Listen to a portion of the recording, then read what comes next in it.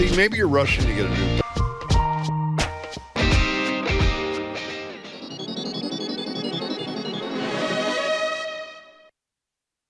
Live from NPR News in Washington, I'm Corva Coleman. South Korea's president has proclaimed martial law to stop what he called anti-state activities by opposition politicians. NPR's Anthony Kuhn reports from Seoul. Local media report that South Korean legislators are being barred from entering the National Assembly building. In a surprise late-night televised address, President Yoon Suk-yeol accused the opposition, which controls parliament, of trying to overthrow the country's democratic system. Yoon said he's declaring martial law to defend the constitutional order and protect the country from North Korean forces. He offered no evidence of North Korean involvement. I will eradicate the anti-state forces, he pledged, and restore the country to normalcy as soon as possible. Yoon issued a martial law order suspending parliament and political protests, putting media under martial law control and subjecting violators to arrest without warrants.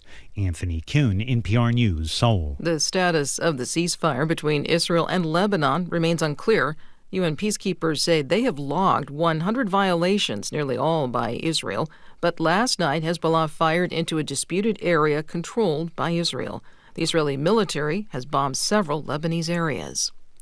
President-elect Donald Trump won the popular vote in the 2024 election, but NPR's Domenico Montanaro reports his winning margin is one of the closest in modern political history. Trump is the first Republican in 20 years to win the popular vote, but he isn't likely to get a majority. With 96% of the vote counted, Trump is now slightly below 50%. It's his best mark in the 3 elections he's run in, but Trump's popular vote lead, roughly 1.6 percentage points, is the second closest since 1968. The tightest margin was the 2000 presidential election. Democrat Al Gore narrowly got the most votes overall, but Republican George W. Bush became president because he won the Electoral College. Domenico Montanaro, NPR News, Washington. A wintry weather system from Canada is on its way to parts of the U.S. that are already socked with snow. The Alberta Clipper could bring snow to several states from Michigan to Maine starting tomorrow. NPR's Kristen Wright has more. The heaviest snow is expected to fall around the Great Lakes. Traverse City, Michigan, Erie, Pennsylvania, and western New York could get an additional several inches to a foot in the coming days from the Clipper, followed by more lake effect snow. A storm already dumped snow measured in feet on the same region this week, triggering holiday travel disruptions and vehicle pileups. Forecaster David Roth says snow squalls and wind could be a problem next. Because all that snow is going to blow around, and depending on how high the wind gets, you can end up with a ground blizzard condition, meaning it's not from snow that's falling, it's from snow that's on the ground. It's colder than normal in the Ohio Valley, Mid-Atlantic, and Southeast, where it could drop below freezing in Florida. Kristen Wright, NPR News. On Wall Street, the Dow was down 110 points. You're listening to NPR. Good morning. With the latest from the GBH Newsroom, I'm Henry Santoro. Getting word that federal officials are investigating Boston City Councilor Tania Fernandez Anderson and have sent subpoenas to City Hall. The Globe reports that the nature and circumstances of the investigation were not immediately known and no criminal charges have been filed at this time. Fernandez Anderson's district covers several neighborhoods, including Roxbury, Dorchester, the South End, and Fenway. When asked for a comment on the investigation, she said she didn't want to comment on it.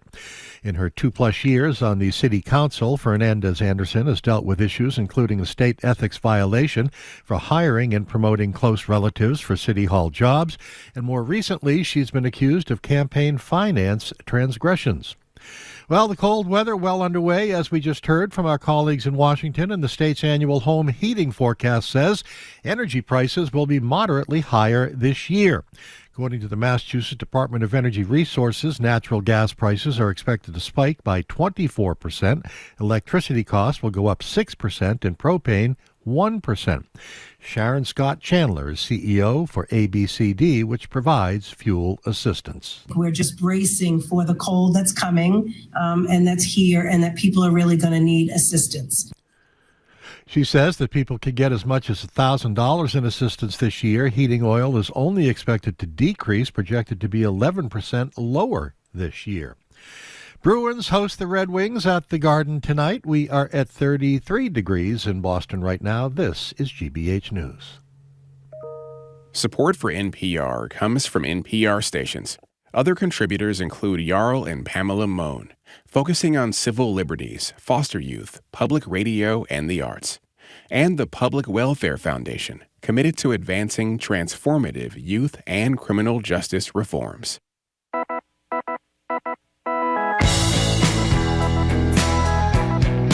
Eastern Friday, I am Marjorie Egan. Welcome to Boston Public Radio 89.7 GBH. We are broadcasting live from the Boston Public Library and streaming at youtube.com/GBH News.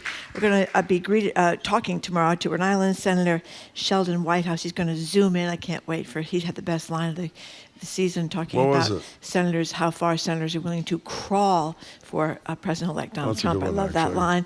And Mayor Michelle Wu will be here next Wednesday for another edition of Ask the Mayor. Hello again, Jim. Hey there, how are you? I'm well, thank you. Well, I'm glad to have you. We missed you yesterday. Well, thank you, Jim. So in these final weeks of the year and of the Biden administration, you may find yourself scrambling to check things off your to-do list. Beyond the usual holiday shopping scramble, are you also finally checking off things you've been procrastinating doing for years so you can get them done before Trump takes office when you may not be able to do them anymore? I mean, for example, maybe buying solar panels or an EV before the rebates go away, getting gay married before Thomas and Alito make that go away. Maybe you're stocking up on birth control or abortion pills, or buying an iPhone before the tariffs against China and other countries go into place. So what are you doing in the next few weeks to sort of get ahead of Trump 2.0? The number's 877-301-8970 to call or text. Now, since everybody knows that nobody plans better than you do, Marjorie, you're so incredibly well organized. So what are the things that you are doing to get ahead of the Trump inauguration on January 20th? I'm zooming in on vacuum cleaners, actually, Jim. You know, well, actually, they're on the list. The Eureka Mighty Boss. I don't know if I want to get that. I think you should get that, yeah. I think so. Or you can get the cheaper one, the Black & Decker. That's the Dust Buster, $57. That's because of the tariff thing. The tariff thing, yeah. The problem with the Black & Decker Dust Buster is you have to recharge the battery. That's a good point. Thing you put on the stand. And if you lose the stand, then you have a useless Dust Buster. No, that's a good point. I probably bought 4 of those over the years. And you have no batteries. No, because they keep losing the stand. They aren't charged. None of them are charged. But if they were, they'd be great. That's that's right. The horsepower duck. You ever seen that one? No. Yeah, that's you see that on TV. The ads for the horsepower duck. Obviously, you're thinking big. It's pretty clear. You're saying. By the way, on a serious note, because apparently we're not going to have a serious note. I mean, you know that mifepristone, people are ordering this in epic amounts. IUDs. The EV tax credits, the $7,500 on the federal level, if you're income eligible, are more than likely going to go away. And by the way, we're going to talk to Sue later because this is the most serious on the topic of our list. Is apparently a significant uptick in same-sex couples are moving up wedding dates, or at least setting wedding dates for January 20th. We're going to talk to Sue because we don't want to scare people unnecessarily if this is a real threat. According to people like Alito and Thomas and their dissents in some key cases, they would like to revisit the Obergefell decision. That's correct. That said states can't ban gay marriage. But the question is the threat real beyond that? I don't know what the answer is, but Sue will answer it for us. But the number is 877-301-8970. So from the spiritual and really important things like that, to the arguably less important things, whether or not you're going to have a vacuum cleaner with a charger that you can find. You can buy extra chargers, by the way.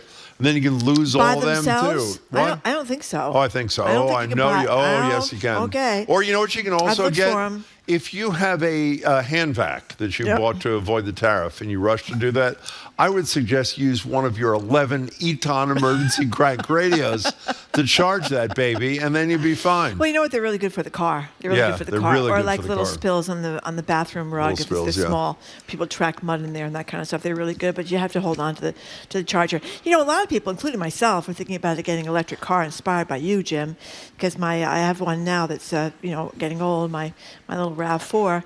But I think a lot of us make too much money. Well, I think. Could you do us a favor, Jamie? The state and the federal tax credits, I think the state have different income eligibility the federal lines. one Could you is tell us what they are? 150 grand. Yeah. But the thing is about. Oh, it is? For the federal one, Okay. yes. But I think the thing is, a lot of us were waiting until there were more chargers around. But now you're thinking, well, do you want to wait that long if it's going to mean you're going to lose the $7,500, or if you just want to get in there and get assured before Donald Trump comes into office? By the way, nerve-wracking. I don't mean to be unkind to you because you've only been back 5 minutes. Can you look at the screen here? Oh. What is on the screen there? The Dirt Devil Charger. Okay. Everybody knows, except for you, that you can buy a Charger independent. Have the Dirt Devil. Well, that's not the point. I have the Dust Buster. Well, yeah, there are Dust Buster Chargers that are available. I have the higher end one. Oh my God. Yeah. So I don't know if there are extra chargers for the Dust Buster. Wait, before we get to the calls, did you not know that you could buy a Charger separate from the... I don't think you can buy a Charger separate. You can buy a Charger for everything separate. Everything. That was the Dirt Devil. I understand that. The Dust Buster. Well, but if you can buy it for the Dirt Devil, don't you think it's likely you can buy it for other Jamie's things? looking for the Dust Buster. Oh my goodness! There's it for a Dust Buster. What that a doesn't look like the Dust Buster. Yeah, it is actually. It is for a Dust Buster. All right. Okay. No, you're really a 2024 kind of gal. I'll tell you. Anyway, that's what I was concerned about. Should I get my vacuum cleaner now or wait until the tariffs come in? By the way, solar panel. A lot of accessories are huge. I didn't know this because of the tariffs. Yeah. 87% of our video equipment comes from China. 78% of smartphones. I know. I mean, you do think it is horrible that all these companies have left the United States to go overseas, including Apple, making their iPhones. But of course, if they made them in the United States, it'd be a lot more money to begin with. That's why they go to places like China to make them for less money. But obviously, it would be great if we did have those jobs here. Anyway, by the way, before you take a call, this is the federal. Isn't there a state credit too? Can you check for that? Here's the federal EV tax credit. The adjusted gross income thing. If you're a married couple filing jointly, it can't exceed 300 grand.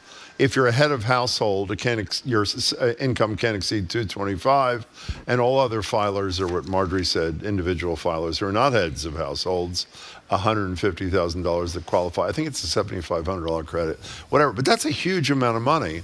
What does the average EV cost? Like $40,000 or something? I mean, that's like 15 to 20% of the cost of the damn car. That's kind of dramatic. By the way, for those who think this is scare tactic, when Germany got rid of their EV credit, the sale of electric vehicles went down 27%.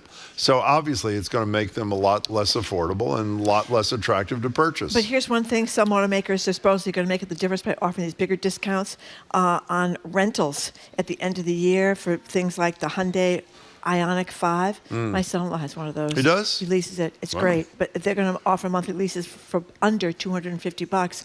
The Nissan Ariya and the Kia Niro. So that's pretty good. Less than $250 for a monthly lease. One last thing. If you, we generally don't take calls out of order. If anybody has an extra Dust Buster Charger that you would like to donate, or maybe she'll give you $10 or something to Marjorie. We'll take out here's order. the other questions. What is it? Why, when you have no charges, do you keep the Dust Busters around? All three of them. Because you're hoping one will materialize. That a Charger just will happen. I don't have to keep all three of them around. I could just stay with just one of them around. Anyway, let's start with Gary in Hopkinton. Thank you for calling. Hey, Gary, what's up? Hey, how you doing today? Fine, thank you. Yeah, no, I was just calling because, I work for Summit Energy out of Mansfield, and we install solar systems, solar panels. Great. And day after the election, a lot of people are on the fence and everything about it. And day after the election, the orders and the emails and phone calls started coming in because it's a 30% tax credit through federal and another 1,000 with the state. And everybody's very concerned. I mean, about that going away, and it just was a catalyst to actually making things happen. Gary, I was reminded years ago when Ronald Reagan was president, he came in. Remember there were a lot of government incentives to get solar panels back in the 80s, and Reagan got rid of them all. And lots of people think that's one of the reasons that the industry struggled then, and we lost our edge to China. Okay, there. Gary, go ahead. I have a not much more important, but an important logistical question. If someone buys solar panels from you prior to January 20th, even if they haven't had them installed yet, that covers them, right? Because the rebate goes with the purchase, not with the installation. Is that true or no? Well, that's a very, very good question. What we're trying to do right now is we're trying to get everybody permitted and installed by 12/31. Wow. That way they're grandfathered in. And, for the next 3 years, they have the ability to use the tax credit if they don't use it all in year one. What's the name of your company? We'll give you a little pitch. What's the name? Summit Energy out of Mansfield, Mass. Good luck to you, Gary. Thank you for the info. Abby and Wayland text, I'm a lesbian. My fiance and I are moving our wedding up from June of next year to eloping into weeks. I assume it means in a few weeks. It isn't worth the risk of not being able to get married when we were already planning on getting married 6 months from now. So obviously some people are taking that threat totally serious. How horrible is that, by the way? How horrible is that? You want to marry the person you love, and you have to change your plans for fear that your constitutional right is established by the Supreme Court is going to be taken away. I mean, how horrible is that? It's even if it isn't going to horrible. happen, the fear of it is it's insane. And I think the only thing, the thing is too with abortion and reproductive rights. I mean, women have died since the Supreme Court changed its mind about abortion rights. It's a big concern. Things like the morning after pill, IUDs, which last a long time. I think that people are rushing to get those in so that they don't have to worry about that being taken away from them. Can you read? This is another horrible one. Read the anonymous text if you don't mind. Rushing to get my adopted Korean-born daughter's certificate of citizenship. She became a U.S. citizen upon adoption, and she has a U.S. passport. But with Stephen Miller wanting to revisit who gets to be a citizen, I won't rest easy until she has a certificate of citizenship. Oh my goodness, that is a very upsetting just horrible text. That is really horrible. 877-301-8970 is the number. Wayne in a car. You're next. Hi. Hi, how's it going? Good. So me and my wife have been a single-car household for a while, and we've been thinking about getting another EV, and we did just make the jump to do it a week ago because we were afraid the tax credits were going to go away. I also have a friend from college that just decided to get married to her partner, so she was afraid she wouldn't be able to. So it's affecting a lot of people out there, I think. You know, the Wayne, fear of I'm what's really going to happen. glad you and the other. I was worried that people wouldn't call because they weren't changing plans. But look at all of these things that are happening. Wayne, thank you for that, and thanks for sharing your personal experience with us. Mary in South Hamilton texts, hey, Marjorie, better snap this up before Trump's tariff makes it $300. Oh, that's it's an $8 charger. It's now, she says it's not going to quite go to $300. But Marjorie doesn't think they exist independently anyway, so you don't really have to worry about that. Jamie found apparently on Amazon a charger compatible with the Black & Decker Dustbuster handheld, so maybe I should just get one of those. Don't believe everything you read, Marjorie, it doesn't okay? look like it's the right one for the Dustbuster, but I could be wrong. And by the way, we're always talking about, cheap vacuum cleaners. No, we're never talking about cheap vacuum cleaners, ever. Well, I want to mention that there are other cheap things that are going to be affected. Yeah, what are they, Marjorie? Well, all these kitchen appliances. Yeah. They're talking about toasters are going to go way up. Hair dryers are going to go way up. Yeah, washing machines. Washing machines are not cheap. So if you want a washing machine, you better buy one now because washers and dryers are going to go way up. What if you get a washing machine and lose the charger? What happens then? Is that you have a washing machine sitting there washing God, nothing? It's plugged in. Nothing. Jim. Oh, it is? is? Plugged in. Yes, it is. Yeah, the plugs. The cost of plugs are going to go up too, by the way. David of Rhode Island. Hi, David. Hello, David. Oh, that's me. Yes, that's in picturesque Tiverton, Rhode Island. Oh, Marjorie knows Tiverton. that well. A lot of my family's down there. We love Tiverton. Yeah. Hey, thanks for taking my call. Sure. It's been a while. I always get so excited and I shake and I sweat when I'm going to talk to you. No, we shake when you're calling too, actually, David. So it's the same on both sides. Go ahead. Yeah, things happen fast when bad guys take power. Yeah. And I quote my friend Erica Heller as she says, I've seen a smarter cabinet at IKEA. That's actually a pretty good line. I'm sorry I didn't think of that. That's a good one. Okay, so what are you calling about here? So this is it. After my mother was a refugee from Germany after Kristallnacht, and I finally got citizenship, German citizenship back for me and for my children and grandsons. And now, just last month, and now I'm making sure I can get my passport as quickly as possible because they close borders, It's David, thanks. David, it's good to hear from you again. You're absolutely right. Passport was at the top of the list that people said that you should get. It's less about the ability to travel and having accurate ID and avoiding hassles when they arise, especially if you're trans right. or non-binary person. Yeah. Listen to this one. This is really upsetting, too. I have stage 4 endometriosis, which has infiltrated my nerves and causes chronic pain. That is a very painful thing. It's finally being controlled with medication, but the combo of hormones I take are vulnerable to legal restriction, and my gynecologist has already suggested it might be necessary to have a hysterectomy if the medication becomes unavailable. And the person also says, my partner and I are wondering what we should do with our frozen embryos. Well, that's a realistic, serious question. By the way, our question at 877-301-8970 to call or text is, are there things you're speeding up and doing now before Inauguration Day for fear that you won't be able to do them?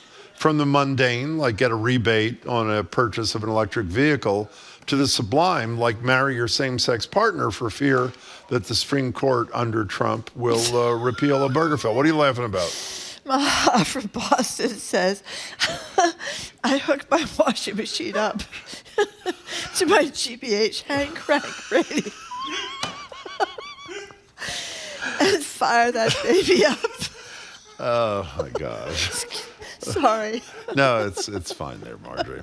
We have to take a break. Before we do, Jay from JP says, we're a same-sex couple. We're rushing to redo our wills, power of attorney, and healthcare proxies before the inauguration to make sure the wordings protect us as much as possible. I mean, I don't mean to over-dramatize this.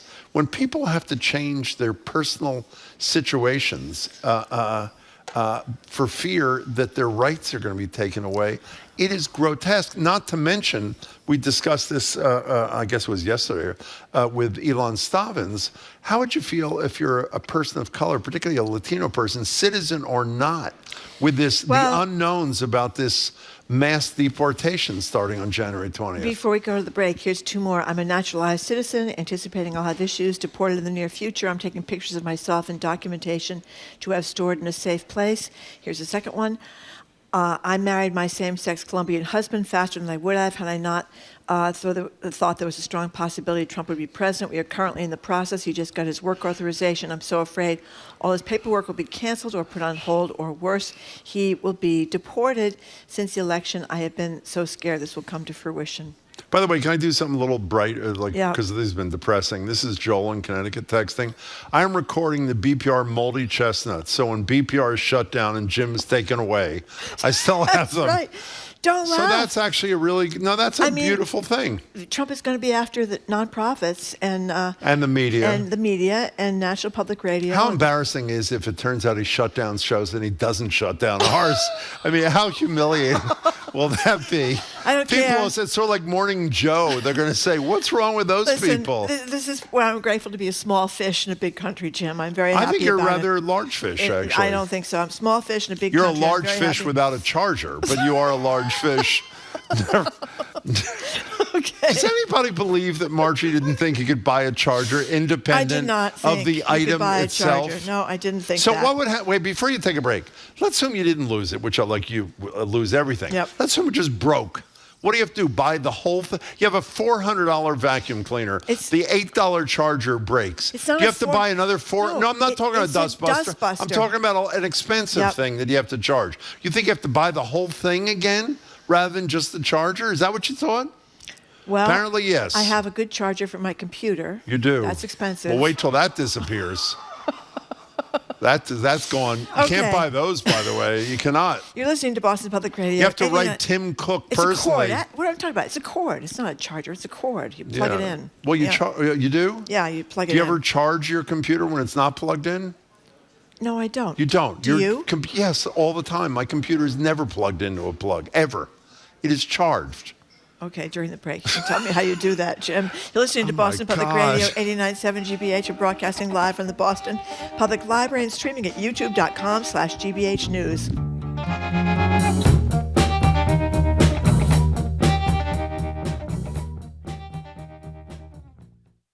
Part of the GBH News Equity and Justice Unit. We often talk about equity and justice in politics and government. Senior digital producer Megan Smith. But I think one thing we want to focus on is how communities are doing that themselves. We want to tell more community-focused stories about what people are doing in their own community to overcome those injustices that they see.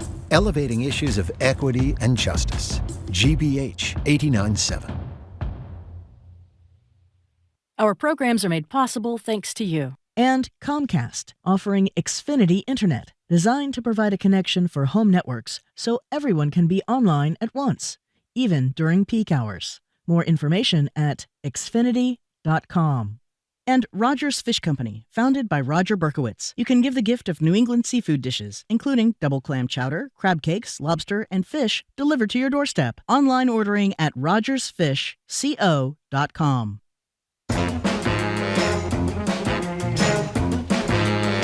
Welcome back to Boston Public Radio. Marge Regan is back. I'm Jim Bradley. We're live at the library, streaming at youtube.com/GBH. Senator Sheldon Whitehouse from Rhode Island will zoom in tomorrow.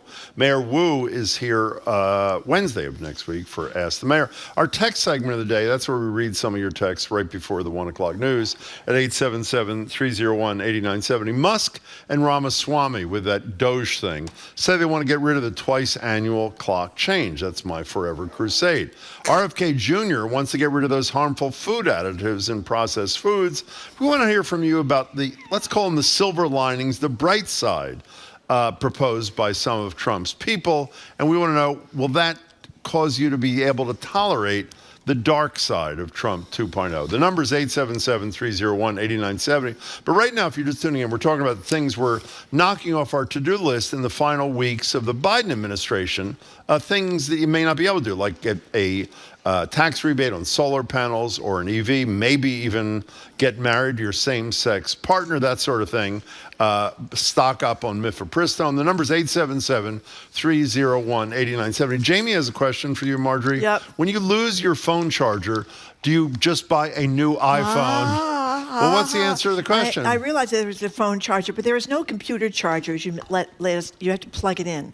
So you're charging it to get the battery It's full. called a charger. Okay, but that's a plug-in charger. thing. That is a plug-in charger. It's not separate from the, it's a plug-in charger, but it's not separate from the machine. From Bradford, this is the text of the day. Maybe Marjorie hasn't bought an electric vehicle because she's afraid she'll lose the charger.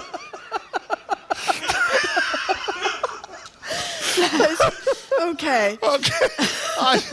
Tammy, I think you nailed it. By the way, there is a state rebate for EVs. Actually, it's a lower threshold. I didn't know this than the federal. Married filing jointly $150,000, head of household $112,500, and a single filer $75,000. Isn't that so, Massachusetts? What is it? That in one of the most expensive states to live and one of the most salary, they have a lower threshold than the federal government. It should be higher here. Yeah.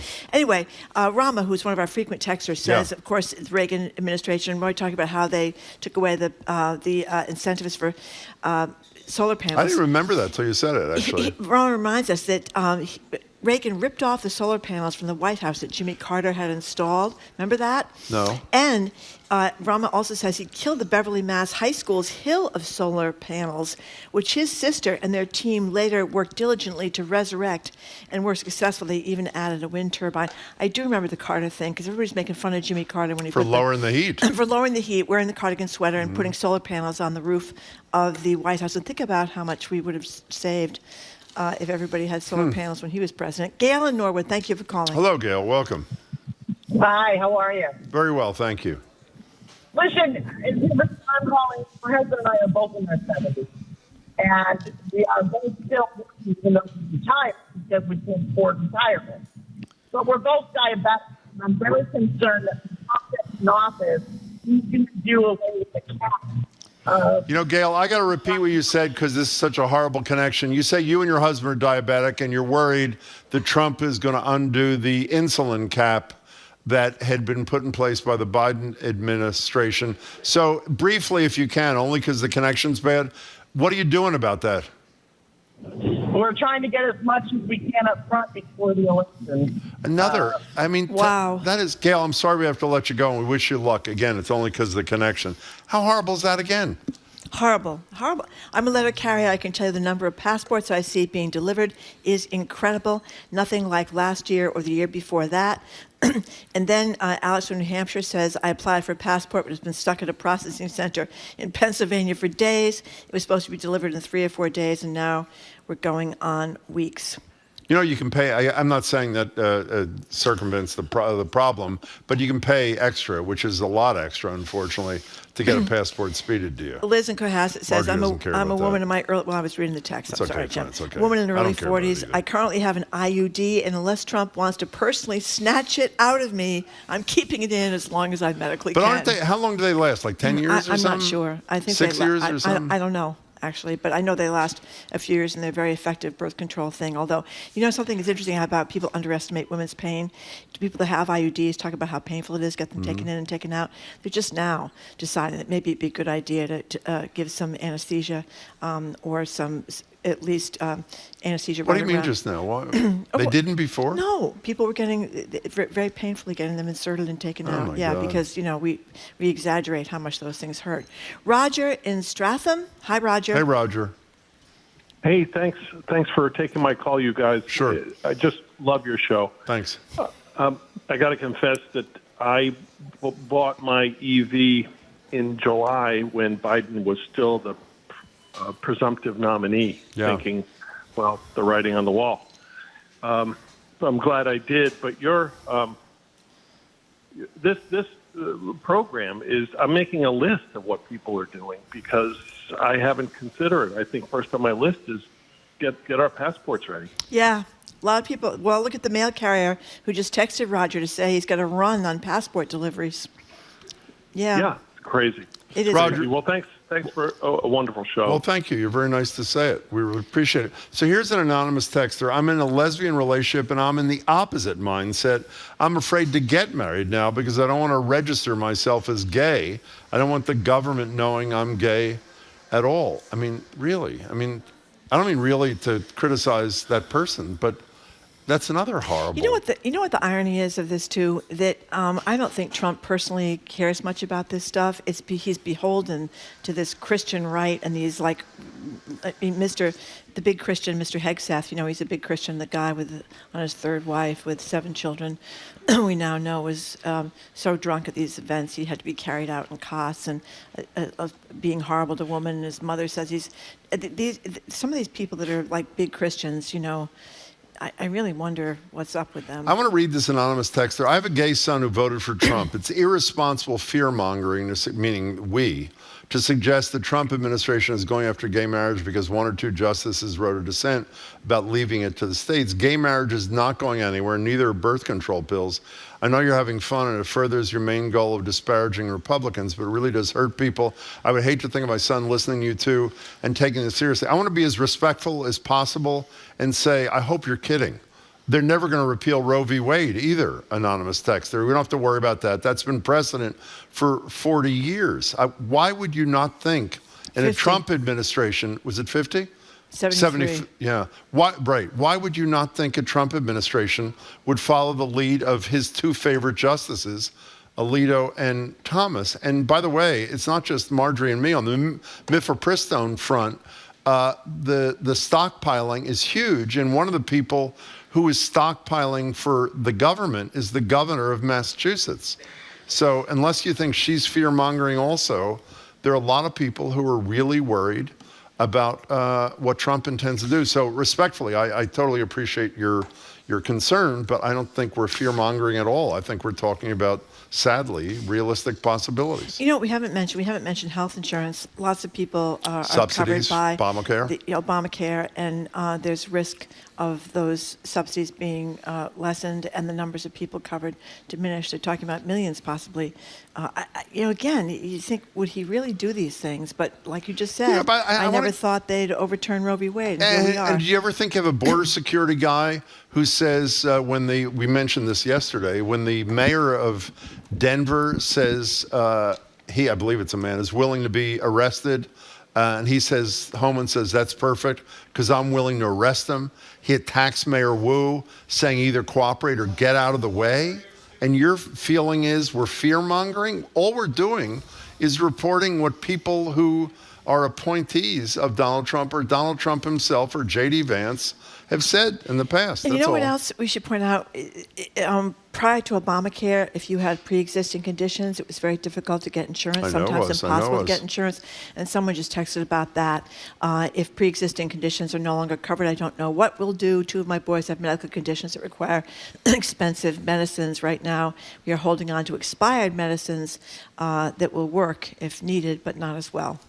In any case, thank you for your calls and your texts. Okay, thank you for the information about the charger, for my dustbuster. I really appreciate it. It's really, I'm incredulous. I am incredulous. No, I learn something every day here at Boston Public Radio, and I'm very grateful for it, Jim. It's really... Coming up after a quick break, NBC Sports Boston's Trenni Casey is here. She's going to talk about the terrible, awful, can you believe that this bad, New England Patriots, and also the travails, I guess you could say, of Boston's new women's soccer team, the team is at kind of a rough rollout. We'll find out what's happening now. You're listening to Boston Public Radio, 89.7 GBH, live from the Boston Public Library, and streaming at youtube.com/GBH News.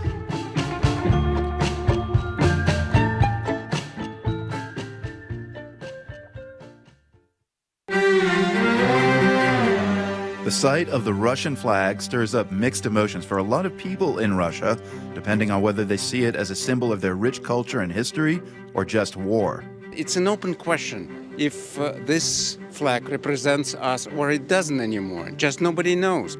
That debate next time on The World. This afternoon at 3, here on GBH News 89.7. Support for GBH comes from you.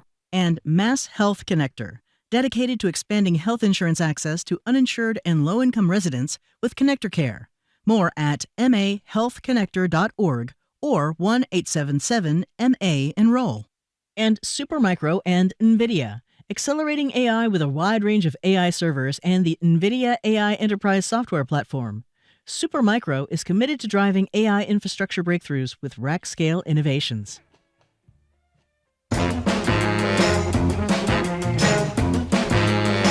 Welcome back to Boston Public Radio. Marge Regan, Jim Browdy. We're live at the library, streaming at youtube.com/GBH News. Rhode Island United States Senator Sheldon Whitehouse zooms in tomorrow. We're looking forward to talking to him. Mayor Wu is with us at the library next Wednesday for Ask the Mayor. Reminder about our text segment at 12:55 today. You text us at 877-301-8970. Musk and Ramaswamy, who are running that Doge thing, the government efficiency thing allegedly, say they want to get rid of the twice annual clock change. That's one of my big things. RFK Jr., despite all his faults, wants to get rid of harmful food additives, particularly ultra-processed food. We want to know if these silver linings of the bright side are going to help you tolerate the dark side of Trump 2.0. And you answer that by texting 877-301-8970. Join you. And there are other decent things that some of these people are doing. We're joined now at the library desk by Trenni Casey. She's an anchor and reporter for NBC Sports Boston and a BPR contributor. Hello, Trenni. Hi, guys. How are you? Hi, Trenni. I'm fine. Nice to see you.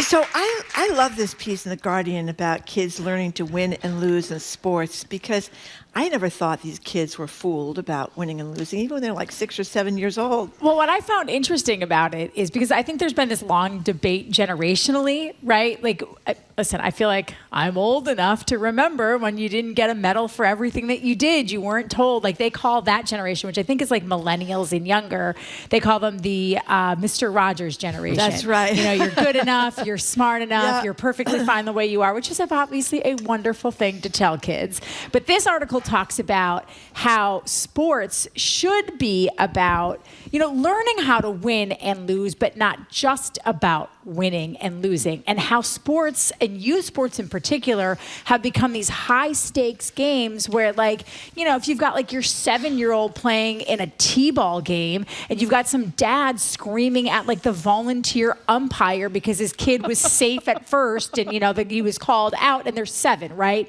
Or and youth coaches will tell you this, that parents will complain that their kid is better than another kid, and why do all the kids get to play all the positions on the field? Well, they do so that they learn things because they're young. But so many, I think, parents take sports so seriously and think their kid is the next Michael Jordan or Shohei Ohtani or Mike Trout or Tom Brady, that they want their kid to get all the play. But I like this sort of balance thing where I don't like when there's no winner or loser, because you should learn how to accept failure, defeat, so what is whatever the balance? it is. What is the balance? It sounds like the balance is making it about teaching your kid a lesson, but allowing them to explore lots of different things, right? My sister and my brother-in-law, who I often use as examples when I'm talking about youth sports because I don't have kids, they are adamant that their kids play more than one sport, because what they see amongst a lot of kids in their neighborhood is that it becomes hyper-focused on one activity, and then your entire family gets wrapped up in this stuff, and then you become wrapped up in it. Your kid can't explore things. So my niece didn't want to do gymnastics anymore, and so my brother-in-law said, okay, pick another sport, because you're not going to just play soccer. You're not playing youth soccer all winter long, and for your high school and for the club team. And so she chose cross country, and lo and behold, she ended up falling in love with cross country. And sometimes she would not have a good race, and one of the times she fell into my sister's arms crying and she's 14, she's not a little kid, because she wanted so badly to win. And my sister was like, I know you did, but you're not going to win every single time. I think that's the balance of but I think it honestly is more about the parents and the coaches than it is the kids. Just as a quick aside, cross-country teams tend to be such wonderful teams. They're co-ed. Yes. The kids are regular. Her little boyfriend is on the cross-country team also. Regular. I always thought those were wonderful teams. And a quick aside, I saw Tom Brady. I was watching that. I was telling Jim that Say Nothing, the series Northern about Ireland the IRA thing, and the troubles. Oh. I saw Tom Brady on Hulu in this low-rent hearse commercial. I couldn't believe it. I thought, really? Really? He does tons of commercials. Yeah, but it was such He used to be very discerning about what he did, though. If you remember, he always did really high-end brands. Yeah, like crypto, for example. Well, it wasn't the brand so much, because Hertz, it was the way it was done. It was like something you'd see a local ad for somebody's steakhouse out on Route 1 So or can we? something. Okay. Well, he's whatever. He's gone. He's not really gone, but he's still gone. with us, everybody. But can we go back to this thing? I think the thing, that throwaway line you said at the end. I as someone who had kids who were very young, and as did you at one point, Marjorie, I think they can take the losing thing as long as you say, the parents, the guardians, and the coaches have some balance in. I've told the story a million times. I'll never forget. I'm at a park in Cambridge when my kids were really young, and we're watching, I think, a Little League game, and a kid gets up to bat, and we're standing there because it's really sweet. They're literally 2 feet tall. Yeah, and they got the so tee, great. the bat's bigger than they and are. we're really having a good time. My kids are having a good time watching. And all of a sudden, a parent stands up when his son, now I don't remember if it's a mother or father, a parent stands up when the son is about to go to bat, and the parent yells out loud enough to hear 100 yards away, Johnny, this is your chance to redeem yourself. It was literally one of the most heartbreaking. I mean, to this moment when I say it, it's painful. So if the coaches and the parents acted like adults, I think the kids could learn that in competition, which is the way of the world, you lose sometimes. And I'm not in any way, shape, or form excusing parents, right? I to say that to a little child, what are you redeeming yourself from? Because you didn't hit a home run in should jail the parent. Also, everybody develops at different times in their lives. Your kid may be the smallest kid on the field now, and by the time he's 14, he might be the biggest kid on the field, and his body changes. But I do think part of this, guys, is the cost of college.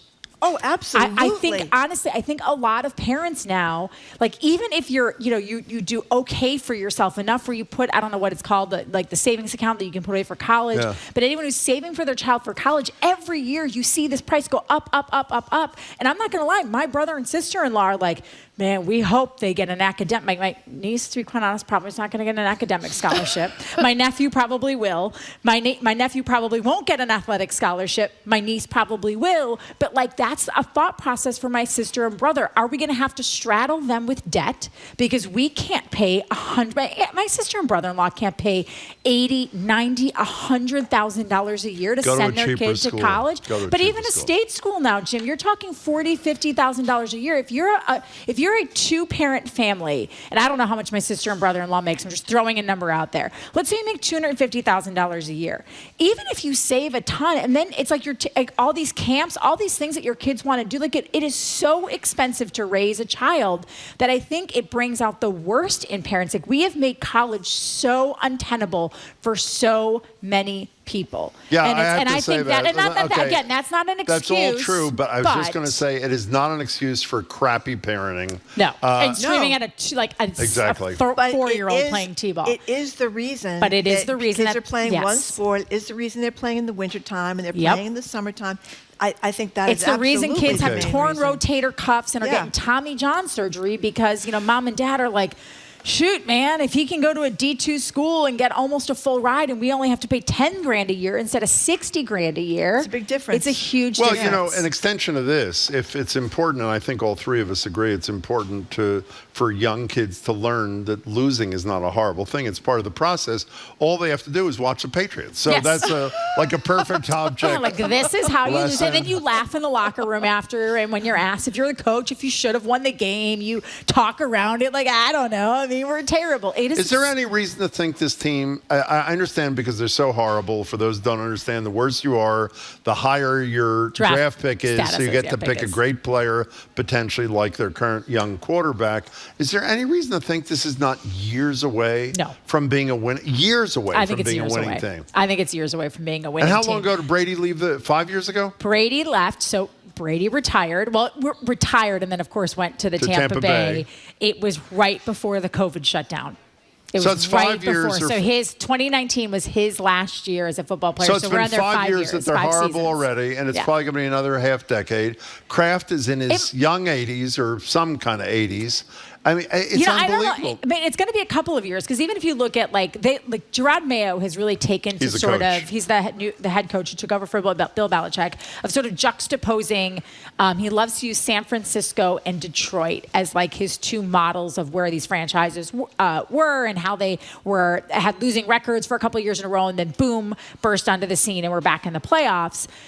Sure, maybe that will happen, but the problem is those teams completely cleaned house when their previous regime left, which meant you got rid of your front office staff, you got rid of your head coach. The Patriots only got rid of their head coach. Like they thought if they got rid of Bill Belichick, everything else would be okay, but like most of the people in their front office are the same guys who were picking players with Bill Belichick are picking players now. Gerard Mayo he's never been anywhere except for Foxborough. And explain why Kraft picked him, which most people find hard to believe, at least according to what Kraft says. Do you know what it is? I'll tell you. Well, it's when they went on that trip to Israel. They went to Israel and he together. thought he was a good person. Like he basically thought he was like a good spiritual And he essentially person. promises him in advance that when Belichick is either fired or retires, you'll be the head coach even though you have absolutely no experience. It was like 5 years ago. And by the way, the guy seems like an incredibly decent person. Wonderful person, very intelligent.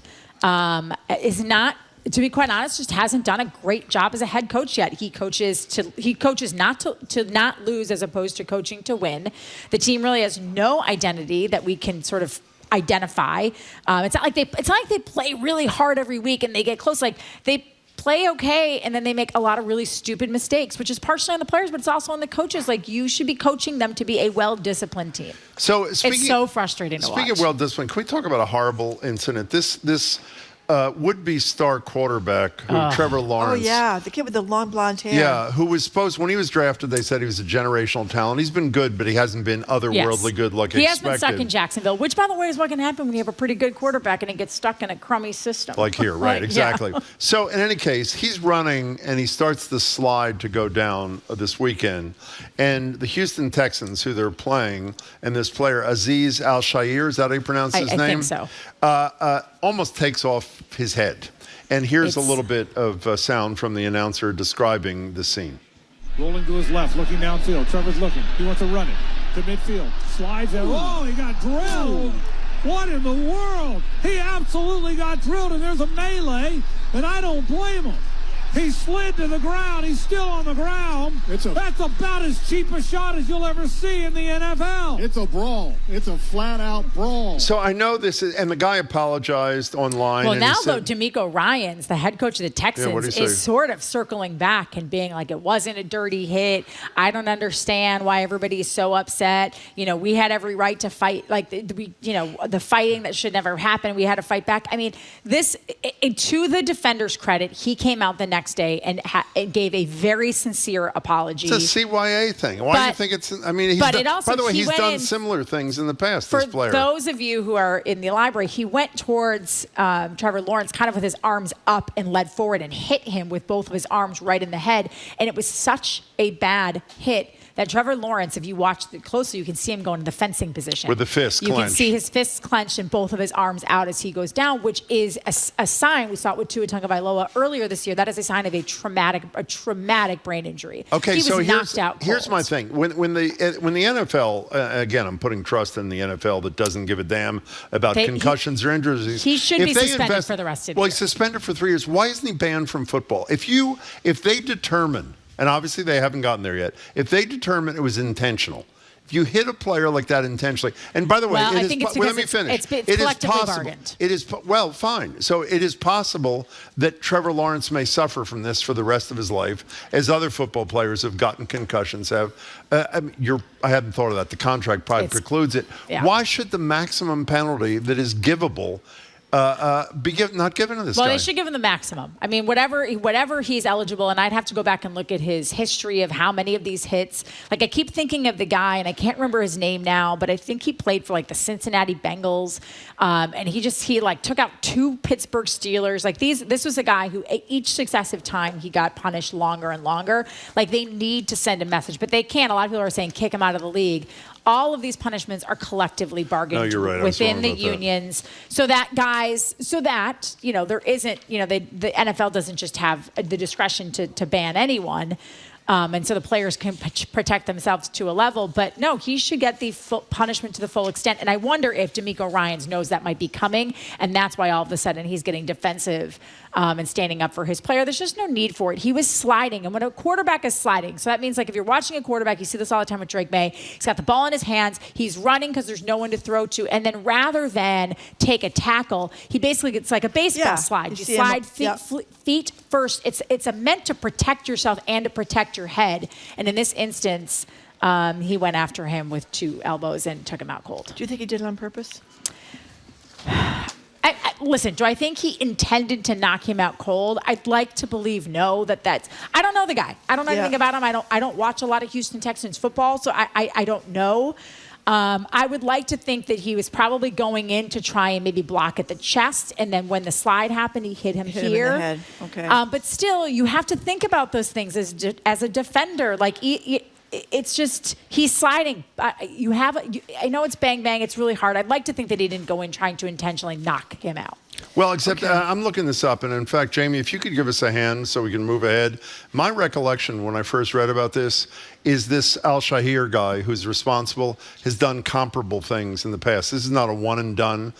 I believe it's a pattern of conduct, and if it is, I hope that the collective bargaining agreement allows much more serious punishment than like losing 3 3 games. paychecks. Right. Yeah, we're talking to Trenni Casey. So Jim and Sue O'Connell, I had the day off yesterday. I talked about this yesterday with Shirley Young, who wrote the column, but whether we need 2 soccer stadiums in Boston. Brilliant piece by Shirley. Yeah, I actually one for the New England Patriot So I Revolution, one for the Boss Nation, whatever they call them. Yeah, well, by the way, speaking just an aside, there was also a story in our packet today. Boss Nation may not be Boss Nation by the time Boss Nation takes the field, because it hasn't been a good rollout for the NWSL team in town. They are open to ideas and maybe changing their name, and I believe the name everybody really likes is the Boston Coven, which I think is so cool, right? Salem witches. You can play in the cauldron. Like, there's all these cool things. So I'm just going to keep. I don't know where I read that. It was not my own original idea. I'm not going to pretend to take that. I think it was my idea. Then. It was not Jim's idea either. I read it somewhere else. But we talked about this. When we were talking about that, I think one of you said, well, why don't they just play in the same stadium as the Revs? And I guess I just assumed that, like, it wouldn't be possible with the seasons, that there would be overlap. But there's, like Shirley points out, like 5 different teams, including teams in New York City, that their men's and women's pro soccer teams play in the same place. So I don't understand. I think Shirley's suggestion, and I'm not just saying this because I like Shirley, but I think it's a really brilliant one. So do I. Have them both play in the brand new 24,000-seat Everett Stadium, and then as their give back for that land, the charitable give back, have them refurbish Franklin White Stadium for high schools and elementary schools, and have it be a part of BPS, and have that be a marquee place for the kids in the neighborhood, as opposed to having 2 professional soccer stadiums. Also, I like the idea, women's soccer is huge. And I would love for them to play in a much larger space. Okay, by the way, thank you, Jamie. Al Shair, unnecessary roughness twice addition to this season, so it is a pattern. But I want to change to something else. I know this woman, I can't believe she's doing this, who's running 161 miles in 6 days. Do you know anything about this woman? I do. It's me. Who is it? It's you. It's me, yes. First of all, tell us what you're doing, and then tell us why you're doing it. So from July 1st to July 6th, I'm going to run 161 miles from Platteville, Wisconsin to Milwaukee, Wisconsin. It is segment 15 of something called MS Run the U.S. It is a charity that benefits those living with and suffering from multiple sclerosis. I know the woman who started this charity. She ran across the country like 15, 17 years ago. Wow. She did it solo and realized, well, this is not a sustainable 501c3 model. There isn't someone who can run 3,400 plus miles across the country every summer.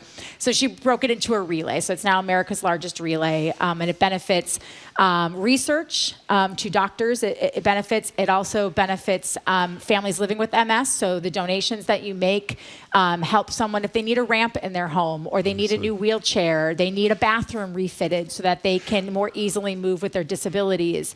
And why are you doing this? I'm doing it because my Aunt Sandy was diagnosed with MS when I was about 4 or 5 years old. It was extremely aggressive.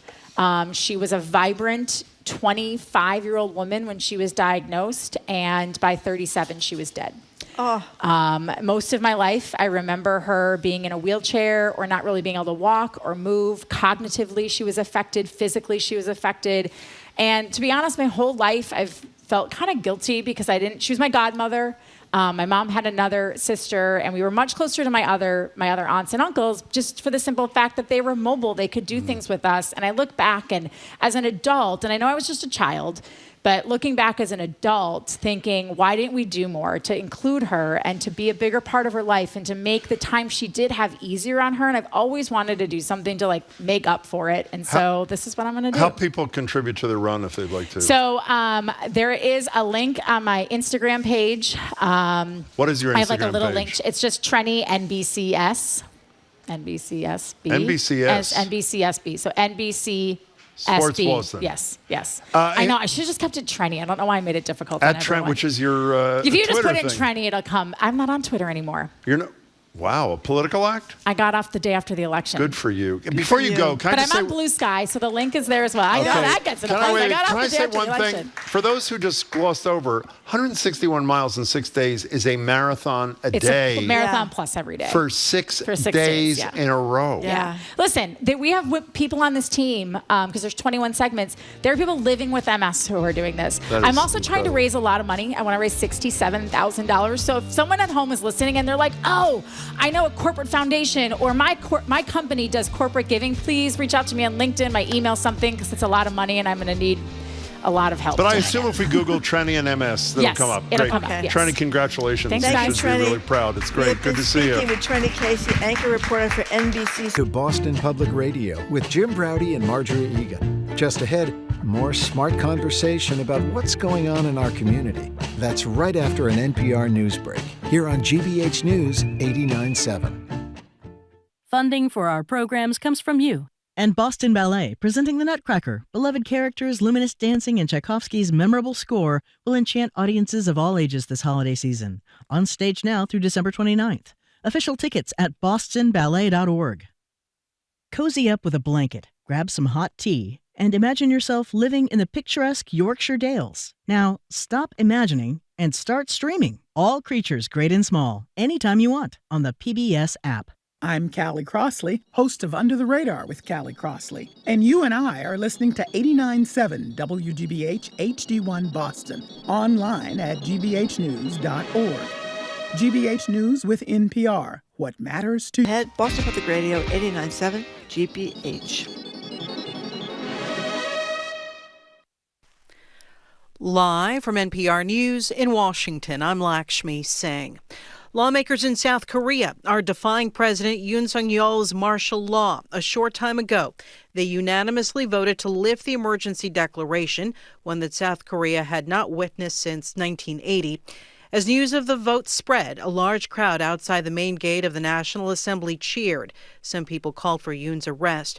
The South Korean leader's historic declaration shocked the country. It was made in the wake of a major political battle with the opposition in control of the legislature. As the BBC's Rupert Wingfield reports, Yoon says he had to declare martial law to protect his country against anti-state forces. In his late-night television broadcast, President Yoon Suk-yeol said he had no choice but to resort to martial law in order to safeguard free and constitutional order. I declare martial law to protect the Free Republic of Korea, he said, from the threat of North Korean communist forces and to eradicate the despicable pro-North Korean anti-state forces. Latest reports from Seoul say police buses have been moved in to block the entrance to the Parliament building. That's the BBC's Rupert Wingfield reporting. After a burst of online shopping, nonprofits are hoping Americans will open their wallets for charity today. NPR's Maria Aspen reports today marks the 12th annual Giving Tuesday. Giving Tuesday started as a social media hashtag project in 2012. More than a decade later, it's grown into one of the biggest fundraising days for nonprofits. Many charities use the Tuesday after Thanksgiving and after any Black Friday shopping sprees as a way to encourage people to donate money before the end of the year. Last year, United States charities raised more than $3 billion on Giving Tuesday. But nonprofits have been struggling to keep raising money from inflation-weary consumers, even as the economy remains healthy. All charitable giving in the United States fell more than 2% last year, according to Giving USA. Maria Aspen, NPR News, New York. A new study looks at climate models and heat waves and the hot spots scientists routinely underestimate. NPR's Alejandra Barunda with details. In 2021, the Pacific Northwest baked under a record-breaking heat dome that killed hundreds of people. It was so intense, people didn't believe the weather forecasts. It turns out that most climate models weren't able to capture its intensity either. The new study finds that climate models routinely underestimate how bad heat waves can get in some specific parts of the world. These so-called hotspots, like Northern Europe and Southern Australia, are getting worse heat waves than models predict. The authors of the study, which was published in the journal Proceedings of the National Academy of Sciences, say it's a problem that climate models aren't capturing the true risks of climate change. Alejandra Borunda, NPR News. From Washington, this is NPR News.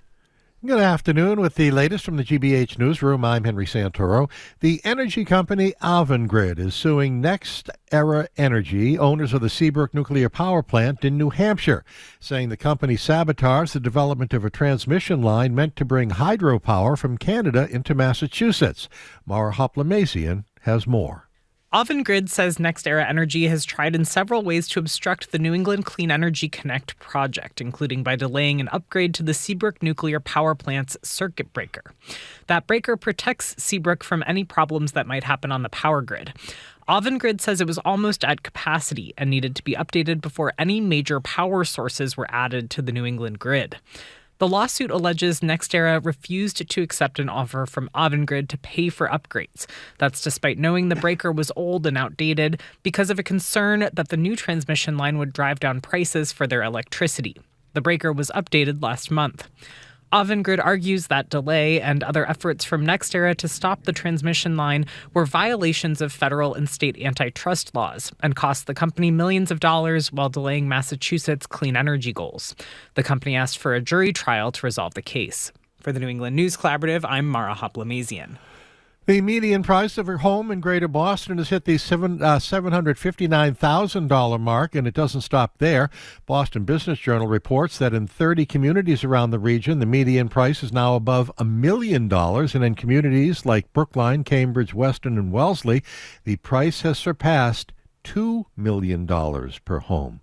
This is GBH News. Support for NPR comes from NPR stations. Other contributors include Charles Schwab, offering investors choices like full-service wealth management, advice, investing, and trading on Thinkorswim. Learn more at schwab.com. And the listeners who support this NPR station.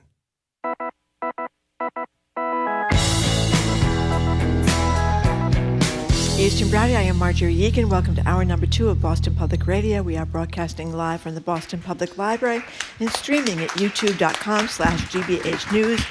Rhode Island Senator Sheldon Whitehouse is going to Zoom in with us tomorrow. I'm very excited about that. Michelle Wu, the mayor of Boston, will be here Wednesday for another edition of Ask the Mayor, taking our questions and yours. And a reminder about our tech segment. Elon Musk and Vivek Ramaswamy said they want to get rid of twice annual clock changes. And RFK wants fewer harmful additives to process food. So we want to hear about the silver lining, the bright side of this whole thing. For example, will fewer additives in your Captain Crunch cereal help cushion the blow from all the horrors that might come with the Trump administration? And if Elon Musk is willing to get rid of changing the clock twice a year, will this help Jim Browdy's obsession with daylight saving time? You can text us your thoughts and text at 877-301-8970. We're joined now at the library desk by Lee Pelton. Lee is the president and CEO of the Boston Foundation, a member of GBH's Board of Trustees, previously served as the 12th president of Emerson College. Welcome, Lee. Good to see you. Good to see you. Yeah, thank you very much for coming in again, Lee. So tell people about this OnePlus and the partnership. What's going on? Well, you know, I actually, you may not remember this, but probably a year and a half ago, I first talked about this program on this show. There was no plus then, though, was it? No, there was no plus. There was no plus. But what I talked about was our attempt to close wealth gaps and underserved, under-resourced, and historically marginalized communities, with a focus also on closing the racial wealth gap. And so that was a program that we began developing over the last, actually 2 years ago. We launched this program 2 years ago.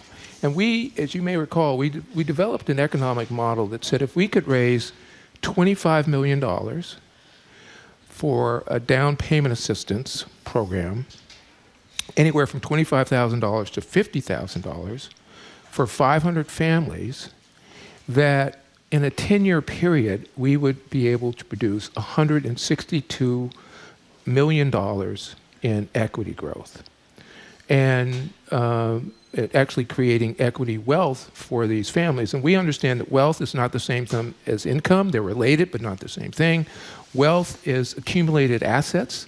They allow us, to provide a cushion during tough times. They allow us to, to pay for our kids' education, or college education, without going into debt. They provide us security, and so that's when we're talking about wealth. We're talking about not talking about income. We're talking about accumulated assets. So the idea was $25 million. As I just described, would produce $162 million over 10 years to 5 families by helping them to get into a 500 families. 500. What did I say? You said 5. 500 families to get into a a home, and so if we could raise $75 million for this effort, again, for 500 families over 10 years, we could produce over $500 million of home equity. Where's the plus come from? I'm getting to that. Oh, sorry. I'm getting to that. Don't rush him, Jim. So this was a TBF idea. Boston Foundation idea. But at the same time, Governor and the partner that we now, the partnership that we're now a member of this is the Massachusetts Housing Partnership. And they had a mortgage program, and then they created, in addition to that program, a 1+, which meant that they would also provide down payment assistance. They would keep your mortgage rate really very low below market. Some closing costs, and those sorts of things. Private insurance. Yeah. So they were developing this program at the same time we were developing our program. As I have said, and I said it here, I'm not in the housing business per se. I'm in the creating equity business for these families, low-income families. And so all of this came together recently. And because we're going to ask this Massachusetts Housing Partnership, you handle all of this for us. We're going to give you the money. You handle this as part of your own effort. And so all of this came together recently with the Boston Foundation, with the Massachusetts Housing Partnership, and the governor. And Eastern Bank is Eastern Bank. Yeah. Well, Eastern Bank and others are part of the Boston Foundation's partnership here, and so we contributed $2 million to this initial effort. Eastern was generous and committed $4 million to this effort. State Street Bank Foundation pitched in another $1 million, and the government, state government, had another $4 million. So we were able to catalyze $11 million towards our $25 million program, and then we had this launch, as I said, a week ago from Monday, which I spoke. The mayor spoke. The mayor of Lynn spoke. The governor spoke. The lieutenant governor spoke. Bob Rivers from Eastern spoke, and a few other. Yeah, because you said in this piece, the Globe piece about it, it's not just Boston; it's also Randolph and Framingham and the Gateway, so-called cities. Yeah. That's the Lawrence and New Bedford and Fall River places. When can people start applying for this thing? Oh, you can apply. I'm sure you can apply now, but it's as you just said, it's restricted their program to certain communities. Right. About 39. Where do you learn about cities. eligibility? On your site, on the website, tbf.org, or you could just go to the Mass Housing Partnership site and find what you need there. As great an idea as this is, and all of you involved deserve a huge amount of credit. My attitude about all these things, and I'm guessing yours, is the best idea is a replicable idea. Is this replicable, or is this kind of serious money one-time kind of money? I mean, the state's got a lot, even though they have a lot of obligations, but there's only so much that a Boston Foundation or an Eastern Bank or whatever State Street Bank can do, right? Yeah, it's easily replicable. And here's the idea, and this is how we started with our project. That no entity alone, a belief that no entity alone could do this by themselves. No private entity, no public entity, no company. And so we created, as part of our partnership, a table of 40 people that included folks from finance, included folks from housing. We had representatives from the mayor's cabinet. We had the leaders of these quasi-government housing organizations. We had researchers. We had analysts. That table was 40%. And as I just said earlier, the Massachusetts Housing Partnership was part of that partnership. Eastern Bank was part of that. State Street was, and some other notable notable entities in town. So, yeah, it's replicable, and you just have to bring people together. And that's what we do at the Boston Foundation. We convene and bring people together to find solutions to big problems. By the way, another website to go, to go to, MHP, MassHousingPartnership.net, MHP. One last question about this. This is built on your deep concern about equity and wealth gap, and I've said it a million times. There's no statistic in the 40 years I've lived in Boston that people have memorized more than what came out of the Federal Reserve a little less than a decade ago. Average wealth of a white family in Boston, $247,000. Average wealth of a black family is $8. Everybody thought it was a typo. It's not a typo. Dominican family, $0. You're involved in an effort, which we started talking about a couple of years ago, to update that stuff, and not only update those stats, but also look at causes, which obviously is key to finding solutions. But hold on for 1 second. Wait, what's the status of that? We're probably, this is the Fed's program, not ours. We're part of partnership with them, but the status is, it's not only updating the research, but it's being more inclusive for this update than we have been in the past, looking at a lot of different ethnic and racial groups. They're probably 2 years away from completing their work. I thought it was going to be a 3-year effort. It's going to be a 5-year effort. And let me say one other thing, because I want to be very clear about this. Our effort is to close the racial wealth gap, as I said, for families living in underserved, under-resourced, and racially marginalized communities, and with an emphasis on closing racial wealth gaps. If we could close the racial wealth gap, this is coming from the Massachusetts Tax Association 2 years ago. If we could just close this part of the wealth gap, the racial wealth gap, snap our fingers today, it would produce about $25 billion in GDP for the Commonwealth. And it's been estimated that the failure to close the racial wealth gap, among all of these other wealth gaps, has cost the American economy about $15 trillion over the last 20 years. So this is not a zero-sum game. Because why? Well, imagine many more people owning homes Yep. and having mortgages and paying taxes get home equity loans and all of that. Stuff. So Okay. it benefits all of us. It's about prosperity. And the gap that Jim just mentioned, the $8 versus the $200,000. $47,000. Thank you, $247,000. That has a lot to do with housing, right? Because most of us, that's what the biggest thing we own is a house. That's why and because of racism and redlining, et cetera, not being able to get a mortgage and all that, just not very long ago, you couldn't start out with a house. That's correct. So that's why, maybe this is so obvious I should have said it earlier, but that's why we focus on housing, because housing tends to be the largest fraction for most Americans. Can we do one more quick housing thing? A piece of your operation, Boston Indicators, came out with the 2024 Greater Boston Housing Report Card, talking about how roughly 1/4 of the land in Greater Boston is publicly owned. 40% of that land is vacant. If the region could obtain, I'm reading from the summary of the report, an additional 85,000 units of housing.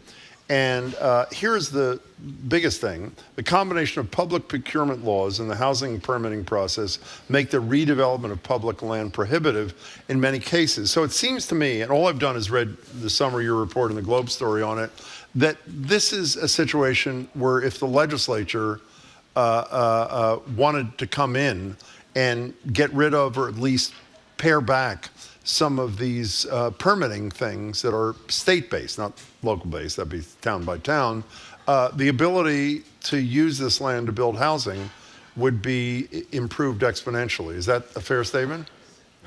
It may be. I don't know. I mean, I don't know the degree to which the state government has authority to do exactly what you just said. Let's talk about why we're here. Obviously, there's high demand for housing, and the supply is very low. High demand, low supply means really significant upward increase. We in the Commonwealth want to add about 180,000, or in Boston, I think, 180,000 new homes by, this is the Commonwealth, by 2023. That is the goal. But consider this, that in 1970, we, again, the Commonwealth, issued 53,000 housing permits.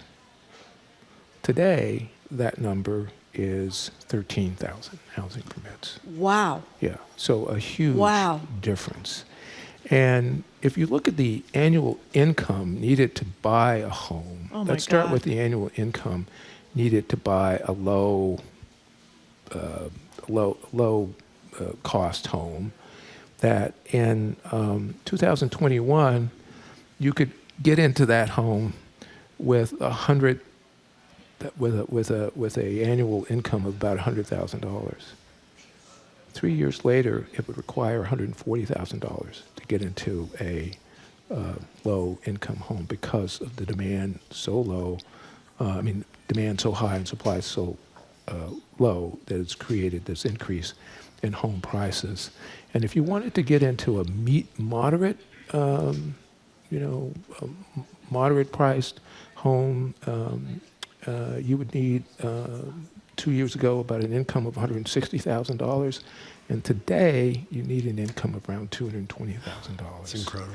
So that is the problem. It's a huge problem. It's a supply and demand problem. And so there is these lands that are owned by the state and municipalities.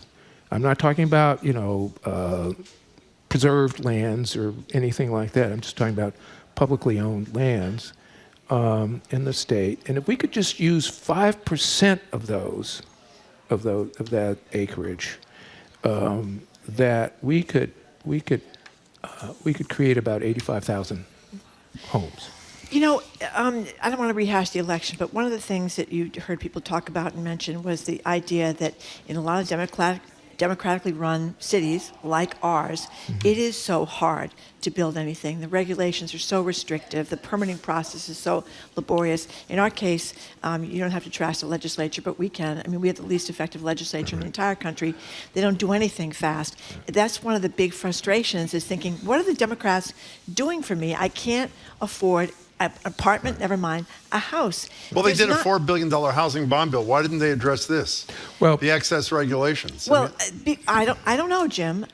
We don't want to go crazy, because we saw in North Carolina when the Republican legislature got rid of regulations, those houses went right down the river when they had the terrible Helene over, by Asheville and north of there. So you don't want to go crazy, but we are big on regulations around here. So I don't know why they didn't reduce them. But there's no. I guess my point is, there's no urgency. We didn't start talking about housing problems until midway through the election, when it sort of came up as an issue, Well, in all fairness, the housing bill was meant to address some of the issues that I just described. And one of those issues is to increase the supply. Right. And part of the bond bill is meant to increase the supply, so demand is low and brings down the price. What has happened, and this is the punchline here, that we have these cities and municipalities that have actually purchased these lands that we're talking about and taking them out of use for housing. Right. And this ranges from places like Ashland, Billerica, Wellesley. A whole host of cities and towns have actually bought up these properties for the express purpose of not allowing housing to be built in their city or town. Here's a one from the Globe. In Peabody, for example, Mayor Ted Betancourt, with the support of the city council, spent around $7.2 million in city and state money last year to buy an 80-acre patch of untouched land after a developer came to him with plans for housing there. So this is not an abstract problem. No, it is. Well, the other one is it was back in the Baker administration that we got this thing that Needham and Milton are fighting about, the housing by the T-stops. Yes. So we just have the zoning laws now, but I mean, when are we going to be? Well, we have to see what the SJC does because Milton is challenging it as a case but before. when are we going to? When are we building? Well, the houses? I mean, in all fairness, I have to say, because no one is as critical of the legislature as you, except me. They just did do a $4 billion housing bond bill. Did they do it on their vacation? Okay, so they came back. Can we broach one? They had to come back after they had adjourned to do the housing bill, and that is my point. I think the housing bill they did before. Economic development they did it. We got to move quickly. Okay, he wants to defend them. Go ahead. This is the governor's effort. Yep. And it really is a good faith effort to address the issues that we've been talking about. Yep. And I'm very pleased that it finally. Well, with one exception, since you brought it up, I was on your side for a second.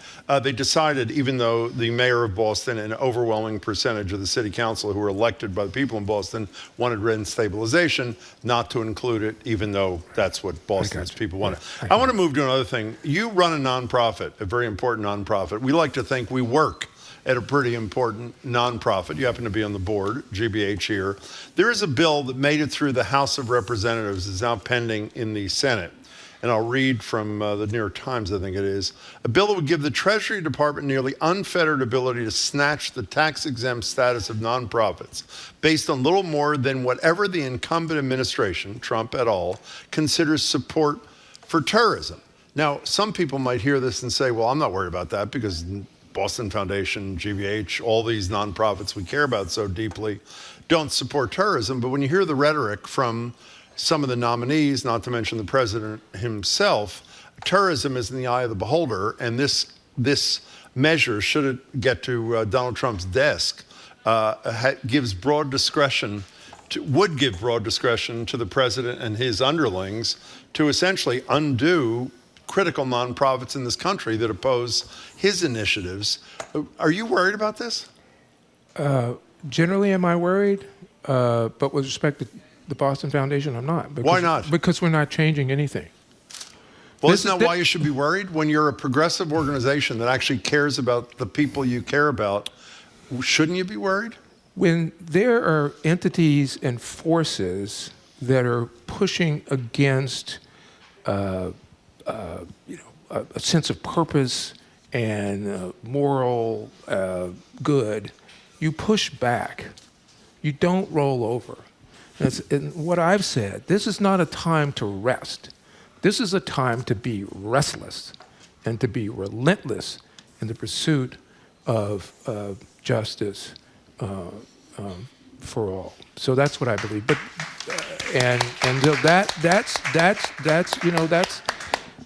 that's what we're going to do going forward. But the thing about, and I think you use this phrase about anticipatory obedience. Oh, yeah, yes. By the way, Brian McGrory used That's it in his our new column. motto. But it turns out Tim Snyder from Yale, who we've invited on the show in his book on tyranny, created the term in 2017, anticipatory obedience. Go ahead. That's what this is meant to do. Exactly. It's threatening to frighten us, speaking of us, the Boston Foundation and other entities, to pull back. As we saw with Walmart, it's pulling back on its DEI. Washington Post with Jeff Bezos. Right. So richest man in the world. No, but I want to stay on this for a second. I admire, and I mean this sincerely, I know you know I do, your unwillingness to bend in the face of this. But you do something, in fact, you talked about something in the last few minutes, helping poor people, particularly helping poor people of color, that is anathema these days. We learned that it's anathema in higher education. It's unconstitutional. A lot of the corporations that are running like scared little dogs away from their DEI commitment are convinced themselves that that's the next step for the Supreme Court of the United States. But it seems fair to say this is an administration that believes that any program that targets particularly low-income people of color is crossing a line, whether it's a constitutional line or a line of another kind. So why doesn't that worry you? And I understand you're going to stand. Why doesn't it worry you? Well, listen, we live in a divided nation, clearly. And now with the new president and a House and a Senate that supports the president, it's even more urgent that we stay committed to a set of values that respect the people who live here. There are many examples where we've had to have these sorts of these divisions have appeared in American history. You think of the 19th century, a civil war that took the lives of 2% of the population. You think of the battles that women have had to have the right to vote, have control of their own biologic futures. You think about Ronald Reagan and Morning in America. You think about the civil rights movement in the 60s and 70s and having to push back against the forces that didn't want those particular rights to prevail.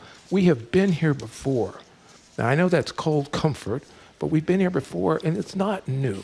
And so our view, and my view, is when you're faced with these kinds of threats and obstacles, you fight back. May there be many more of you, Lee Pelton. It's good to see you. Thanks you so much very for your much, time. We Lee appreciate Pelton. it. We have been speaking with Lee Pelton, President and CEO of the Boston Foundation. Jim, I just have a question for you. Was the legislature on vacation August 1st? Sorry, what? The legislature on vacation August 1st? Yeah, was that when they did housing That's when bond? they did the bond bill. Whoops. They had to come back from vacation. Yes, they did. Okay. Up next, GBH Executive Arts Editor Jared Bowen is going to tell us about a bunch of great new movies. You're listening to Boston Public Radio 89.7 GBH, live from the Boston Public Library and streaming at youtube.com/GBH News.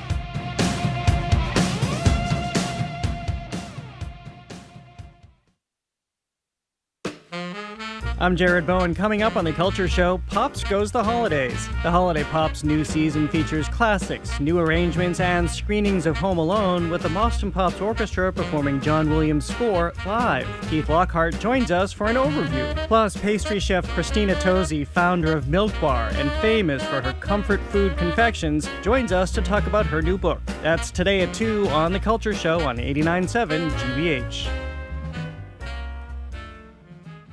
Our programs are made possible thanks to you and the Peabody Essex Museum, presenting Conjuring the Spirit World, Art, Magic, and Mediums.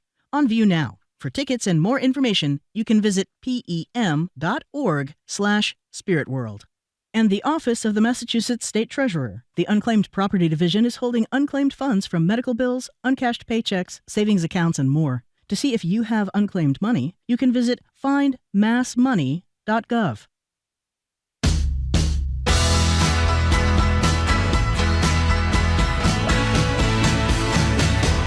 Welcome back to Boston Public Radio. Marge Regan and Jim Browdy live at the library, streaming at youtube.com/GBH News. Senator Sheldon Whitehouse from Rhode Island will zoom in tomorrow. The mayor will be here physically on next Wednesday for Ask the Mayor. Final reminder about our text prompt for 1255. You text us at 877-301-8970. People like Musk and Ramaswamy want to get rid of that annoying twice-annual clock change.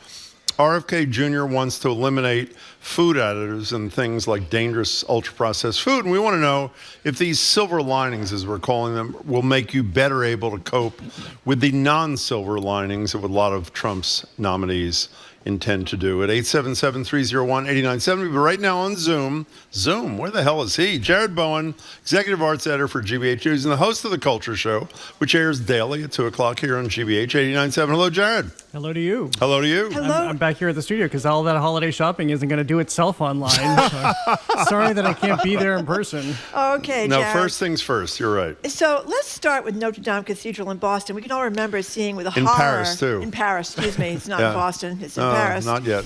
It's seeing it burning in 2019, and people said Emmanuel Macron was crazy to think it could be rebuilt, and if it was going to be rebuilt and fixed, it was going to take 40 years, etc. Now, 5 years later, I saw it on 60 Minutes the other night. It's incredible. Yeah, it's pretty remarkable, especially since various iterations of Notre Dame over the years have taken hundreds of years to build. So the fact that they've done this, although some people are criticizing the reopening is a bit premature because the scaffolding on the exterior is going to stay up for quite some time. However, as you saw in 60 Minutes and other places, it is just unbelievably gorgeous on the inside for the renovation that they've done, to the tune of $928 million from money that came in from all over the world. By the way, $62 million from the United States. I know. And craftspeople from all over the world, including right here from Massachusetts. There's at least one timber carpenter who does restoration work, who's based in Hatfield, Mass., who worked on the project. But it is really stunning what they were able to pull off when people pulled their collective effort together and realized that they could get this done. And also, while we have this great technology today, like 3D scans that can help them, a lot of this was done using very traditional, literally medieval methods, like raising the timbers up back above the nave and re-supporting the structure. You know, let me just say, if you haven't seen the 60 Minutes thing or any of the video tours, it's great. Every detail, including things that are an inch long, is perfect in 5 years, from the restoration of some of the works of art that didn't perish in the fire, which is incredible, to every stained glass window. I mean, it is an accomplishment that is epic, and in an epic, I don't even know what the noun is, Macron, the president of France, at least for the time being, he's having some problem too, has issued an invitation to the president of the United States. Well, not the president of the United States, the next president of the United States, which is a hell of a coup for Donald Trump. Do you not think? I would say so, to be there. Yeah, of course, the whole world will be trained on that, so he gets to take that stage. But Jim, I just want to go back to something you were saying about the restoration, because literally centuries of filth had covered up some of the stained glass and other areas. So you hate to talk about silver linings when such a beloved structure burns like it did, but they have been able to uncover these marvels that people literally haven't seen for centuries. And that's the great conservation work that gets done routinely in museums and archaeological sites all over the world. It's incredible. And they interview, by the way, in the story, a lot of the individual artists who are doing the restoration, and they're beautiful stories. We're talking to Jared Bowen. So Jared Bowen, we're going to play a little clip from the trailer of Gladiator 2. starring Denzel Washington, Paul Mescal, and Pedro Pascal. People say it's absolutely fantastic. Here's a clip from the trailer of Gladiator 2. I remember that day. I never forgot it. That a slave could take revenge against an emperor. The arena turns slaves into gladiators, then gladiators into free men. You have something in you. I knew it from the start. Did you know? Rage. And rage is your gift. Rage is your gift. Rage is your gift. This looks incredibly violent, but people say it's fantastic. It's very violent. I keep getting criticized because I described it as fun, because I think, I went to it thinking this is going to be a swords and sandals epic, and it is, and it's fun, and it's a blockbuster movie. Fun with the asterisk that, yes, it's very bloody. There are lost limbs and lots of swords penetrating various parts of the body or removing various parts of the body. But I thought this was very, very enjoyable. First of all, you have Ridley Scott returning to direct this. Who's 87, That is I read. incredible. Wow. 87, about to be 87 years old. This is extraordinary. And he just wants to keep going. He's so excited about just making movies. But also what they've done here is they harken back to the original, because I realized when I sat down and it first started, I thought, I probably should have watched Gladiator again. I don't think I've seen it since it first came out.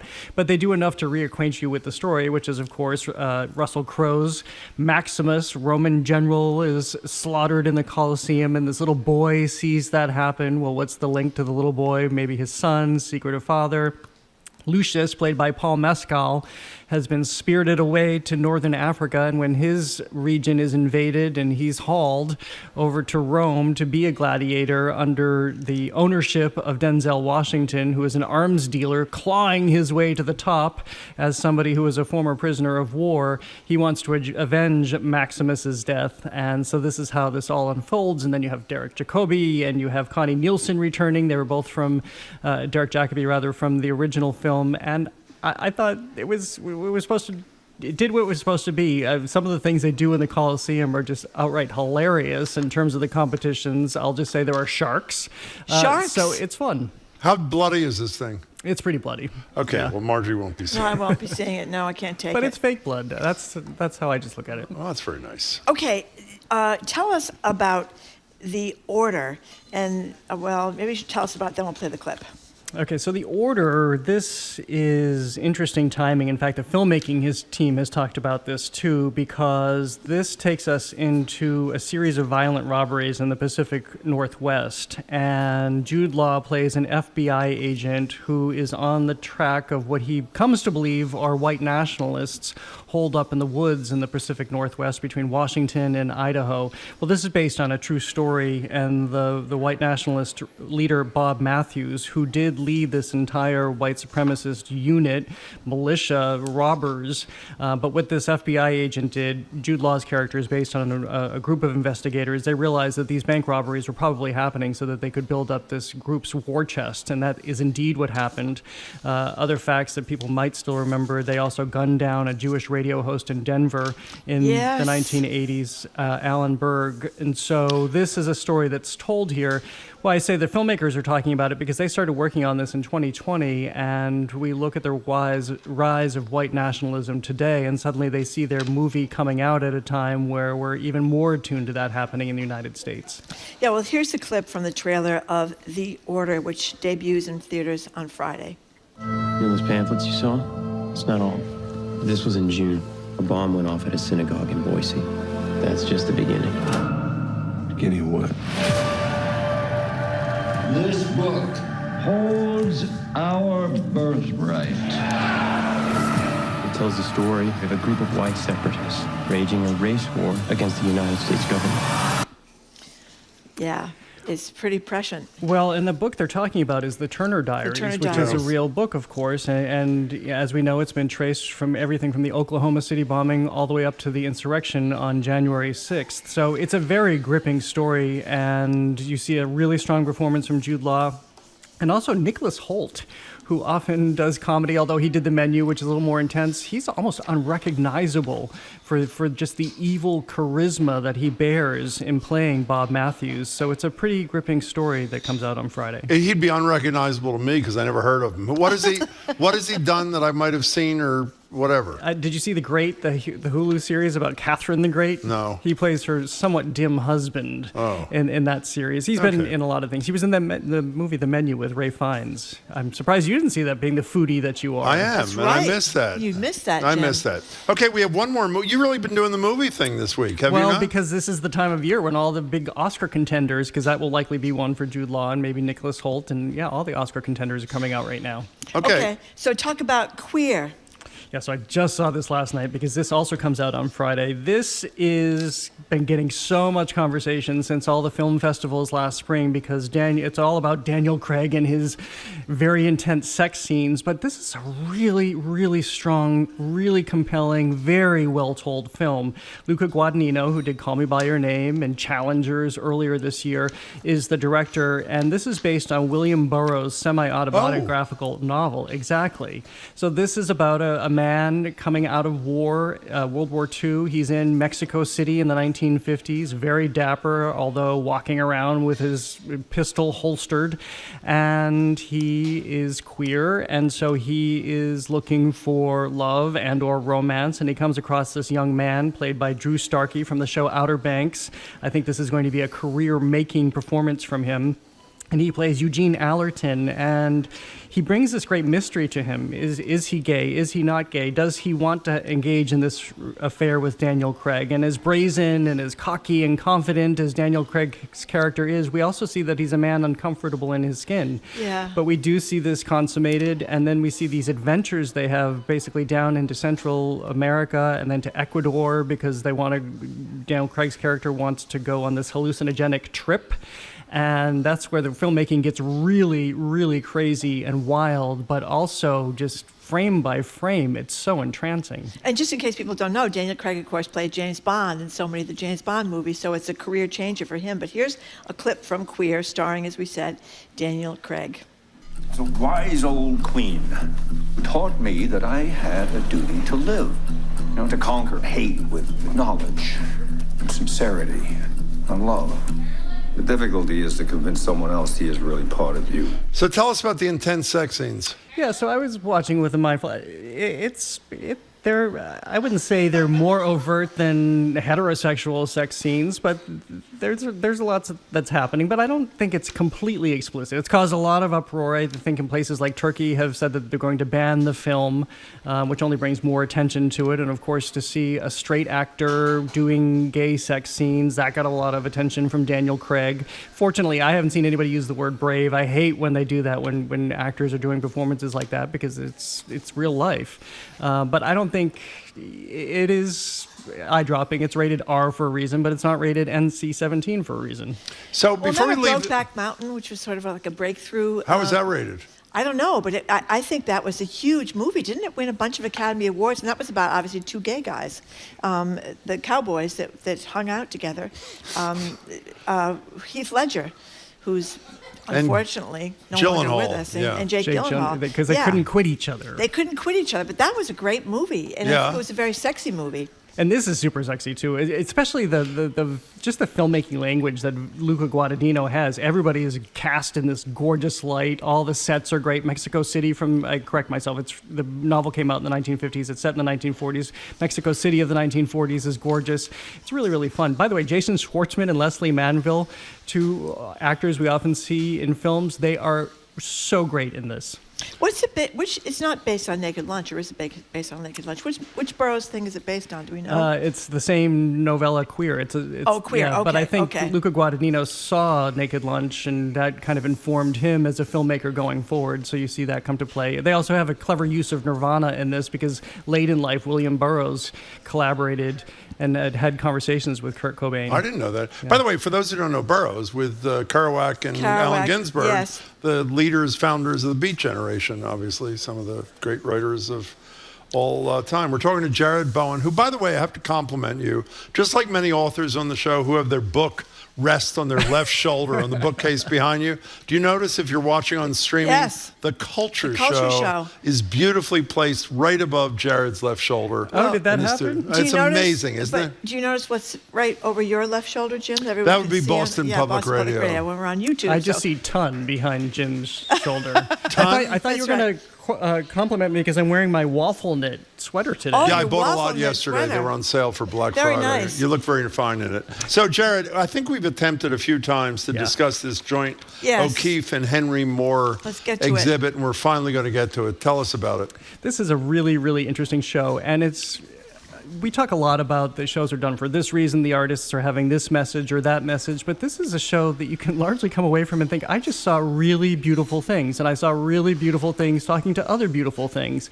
Because essentially, this is the work of Georgia O'Keeffe and Henry Moore, and they were two artists of the early 20th century. Interestingly, it seems they never met. He's English. She, of course, was here in the United States, between New York, even New England, and then very much the Southwest.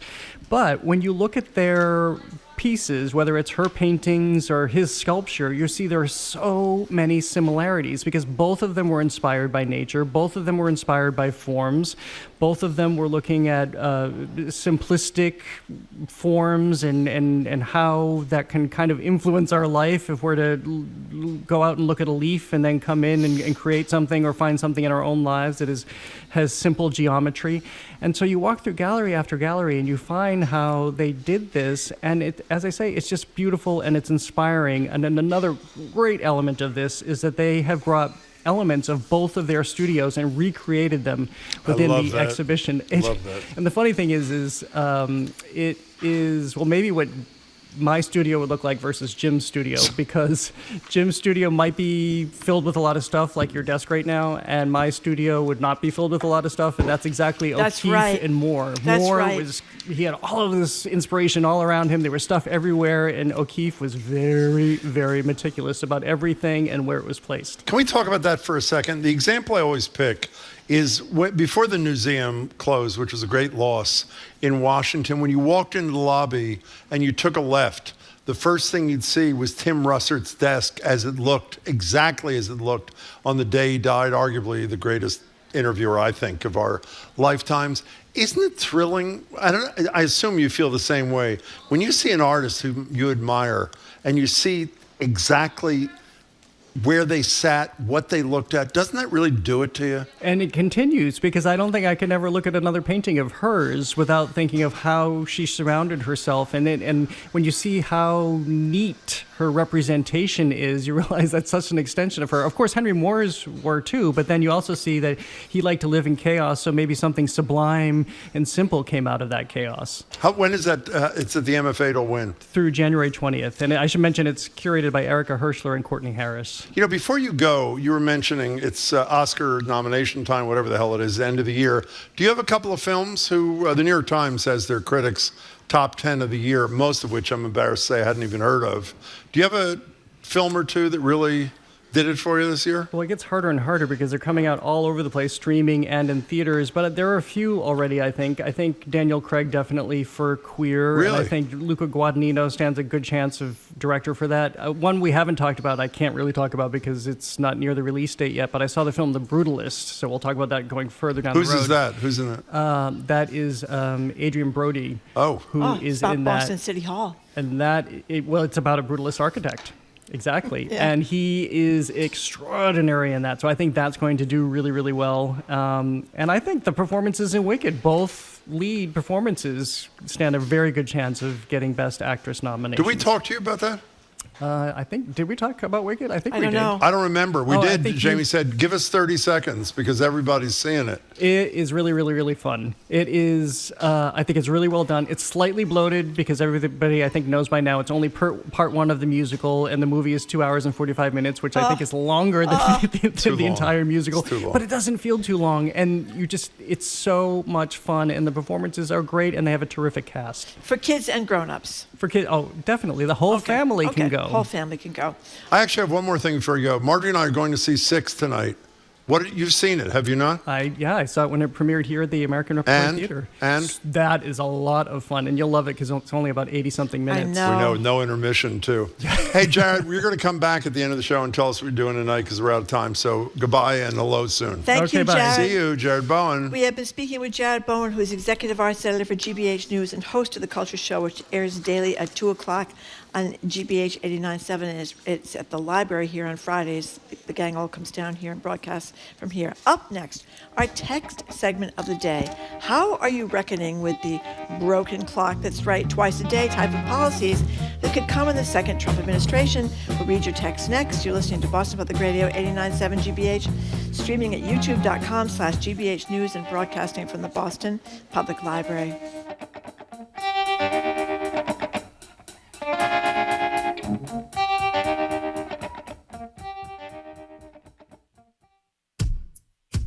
For decades, China's economy experienced explosive growth. But with their economy sagging, surveys show perceptions of making it in China have waned. You know the economy is bad. Every day you might just get laid off, and then you still have to pay that much high rent. Tracking optimism in China on All Things Considered from NPR News.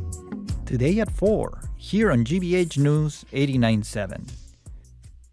Support for our programs comes from you and Massachusetts Maritime Academy, the Commonwealth's leadership university. They offer a hands-on learning environment, helping to prepare their students to be global leaders in careers on land or at sea. Maritime.edu. And the Trustees, presenting Winter Lights, a celebration of seasonal sparkle, with light displays in Stockbridge, North Andover, and Canton, Massachusetts. Advance tickets required. More at thetrustees.org/winterlights.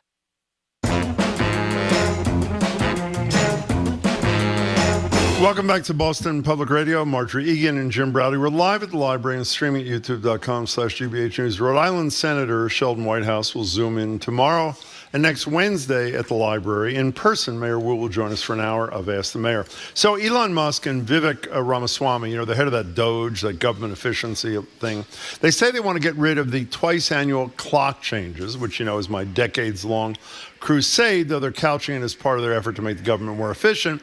And RFK Jr., who's got a couple of faults, wants to tackle big agriculture, ostensibly to make our food systems healthier, to get rid of ultra-processed food, which is a killer. So the question we asked would-be texters is, do these silver linings help you tolerate what you consider to be non-silver linings coming from Trump 2.0. So what do people say, Marjorie? Well, here's Ingrid in Somerville. My only solace is that Donald Trump loves Diet Coke as much as I do. That's probably all we have in common. I have faith he won't let RFK Jr. ruin Diet Coke. But if he does, January 6th will look like a cakewalk. And then we have Judy from Danvers who says, I look at what RFK Jr. and Musk are proposing to be more like iron pyrite than silver linings. And here's one. Oh, hell no. I'll turn the clocks back and forth every month and sprinkle some extra preservatives on my breakfast cereal if it means we can keep reproductive rights, ethical oversight in our federal government, Social Security, and Medicare benefits. You know, things we rely on the government for. Bob and the Cape would be happy if you did get rid of the taxes on tips and Social Security. I don't think that's going to happen. Well, but if it does happen, I was going to list that when we were putting this thing together as the pluses, because I don't know if I've seen a ton of people interviewed in the last few days said the sole reason they voted for Trump is because he said he'd get rid of taxes on overtime and tips. The problem is getting rid of trillions of dollars or hundreds of billions on, even if it were to happen. No, but if it does happen, it means that there's not money to pay for the things that you depend on government for. Having said that, some of the stuff like this ultra-processed food thing is great, and I sort of worry if they're smart, it's going to be like a misdirection play. If I was RFK Jr., I'd lead with the ultra-processed food thing. Musk and Ramaswamy, I have no idea if they're serious about daylight saving time. Whether you like daylight saving time, which I do, or standard time, almost everybody, like 70%, want to get rid of the clock changes. That'd be a good thing to lead with in an attempt to convince people that there aren't a bunch of sexual predators who are going to be in the cabinet, that he's not anti-vax and anti-fluoride, that Patel does not want to close the FBI, that they don't want to prosecute Nancy Pelosi. So if they do it right, I think they have the potential to confuse the American people. I think it would be great. You're reading more and more and more that one of the reasons that their dread diseases are impacting younger and younger people is because of all the crap in the food. But every time you try to get rid of crap in the food, the lobbyists go crazy. The people that, you try to do something about the way meat is produced, or, 19,000 different additives and preservatives on the morning cereal you're giving to your kids. These lobbyists go nuts and they shut it down. So I'm not sure how far he's going to get with that. But anyway, here's a few more texts. This person's saying exactly what I just said. I like the idea of fewer additives to food, but I think RFK will cave to Trump's beloved corporate interests, which will have no interest in anything that can affect the bottom line. RFK is pretty spineless, so he'll be ineffectual and will continue eating Big Macs on Air Force One. Well, can I, by the way, speaking of text, if I may, am I allowed to slightly change the subject? Sure. The most exciting part of the show, I think, today in the minds of virtually all the listeners, when you realized that you could buy a charger because we were talking about what are you going to do before the inauguration day, like, things are going to be tariffed, or are they going to do away with gay marriage, the Supreme Court, whatever. So Marjorie learned that you can actually buy a separate charger. So there are a couple of texts. Again, I'm sorry to change the topic, but I think they're really on point. They'll be helpful to you. Marjorie said she had a Black & Decker dustbuster. That's right. This is not totally three of them. Fine. Here's an anonymous texter. I love my Black & Decker Dustbuster Advanced Clean Cordless Handheld Vacuum. It holds a charge, Marjorie, for a long time. It could pick up a small dog. But be careful when you empty the vac. The filter can fall into the trash barrel. The replacement filter is available, but costs about $12. Can I read another one? Is this the texters? Texters, How yes. did I miss these? I don't know, but I'm going to read one more. And I want to be clear, because I don't want to get in trouble. I didn't write this. Suzanne wrote this. Okay. Suzanne said, tell Marjorie, I'm pretty sure the only device you have to repurchase the whole thing when you lose the charger is a vibrator. That's what Suzanne from somewhere said. Thank you, Suzanne. So you can buy... well, I'll keep that in mind. I'm sure you will. But my point, what is my point? My point is that even though it was off topic here, it was information for you about the ability to purchase a charger should you lose one or it disappear. I just want to point out. What do you want to point out? In a lot of European countries, they have gotten rid of a lot of these bad things in the food. We just can't seem to do it here in the United States of America. And it's disheartening how far ahead of us the Europeans are. Anyway, coming up after the 1 o'clock news, like a bad penny. I don't think that at all. She said that the other day. Okay. Our media maven, Sue O'Connell, is back on the show. We get a lot of stuff to talk to her about. We're going to talk to her about gay couples rushing to get married before Trump comes into office. And the big word of the year. Not worst, best word of the year, according to some of the dictionaries. There's a new one, not Oxford. The word of the year. Yeah. It's brain rot, isn't it? Brain rot. Okay. Well, you sort of gave it away. Sorry. We'll be up next with Sue Okay. O'Connell.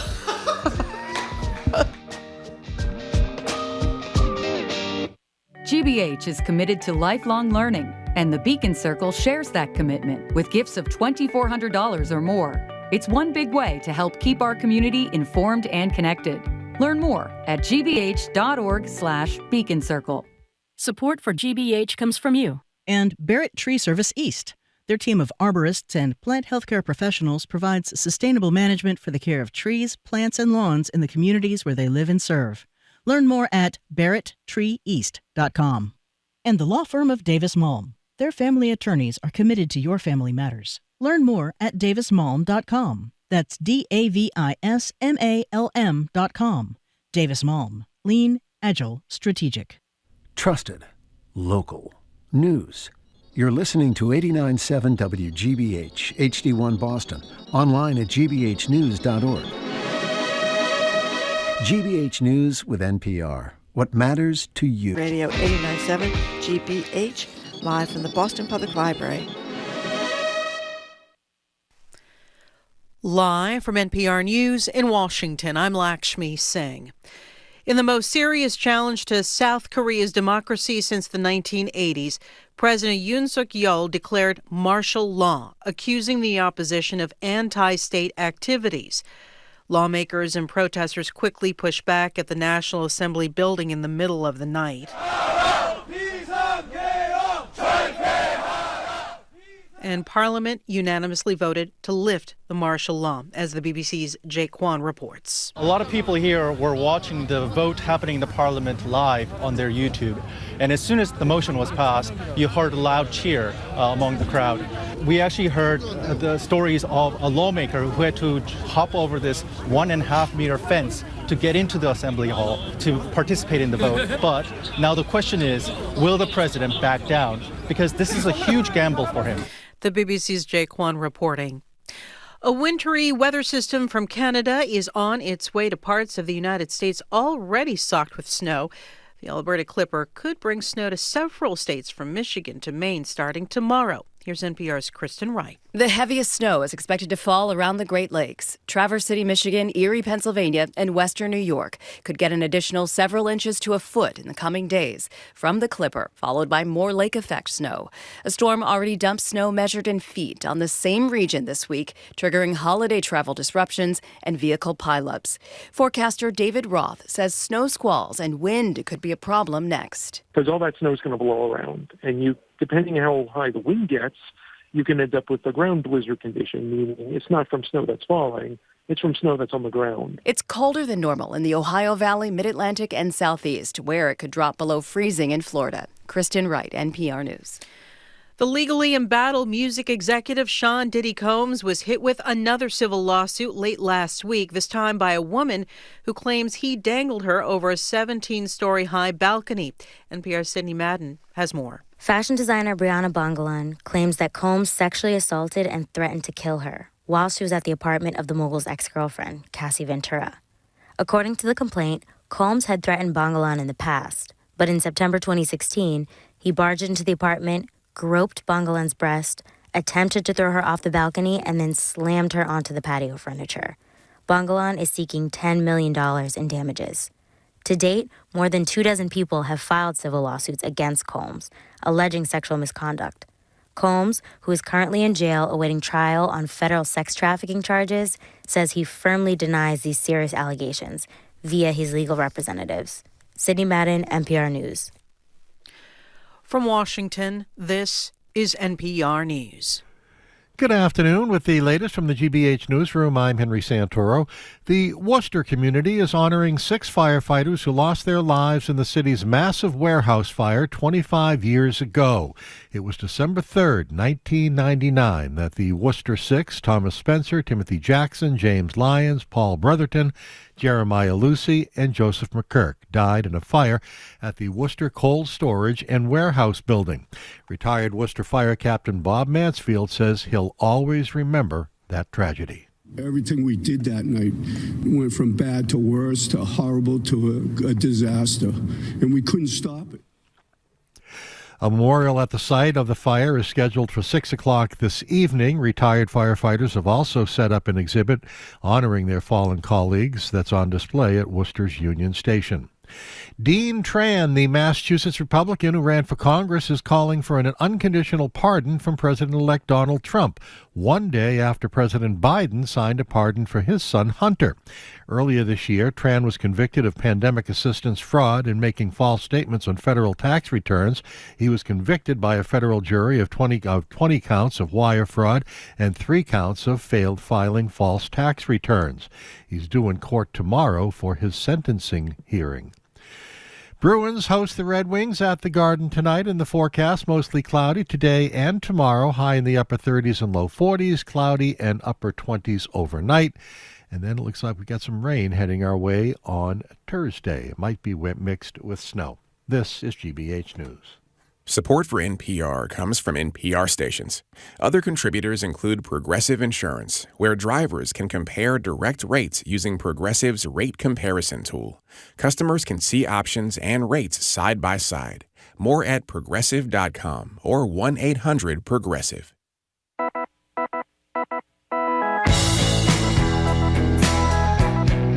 Eastern Browdy, I am Marjorie Egan. Welcome to hour number 3 of Boston Public Radio. We are broadcasting live from the Boston Public Library and streaming at youtube.com/GBH News. Rhode Island Senator Sheldon Whitehouse is going to zoom in tomorrow. I love talking to him. He's the one who talked about the senators crawling for President Trump. And Mayor Wu is going to join us next week for another edition of Ask the Mayor. That's when we'll ask her questions, and you can ask her questions right back.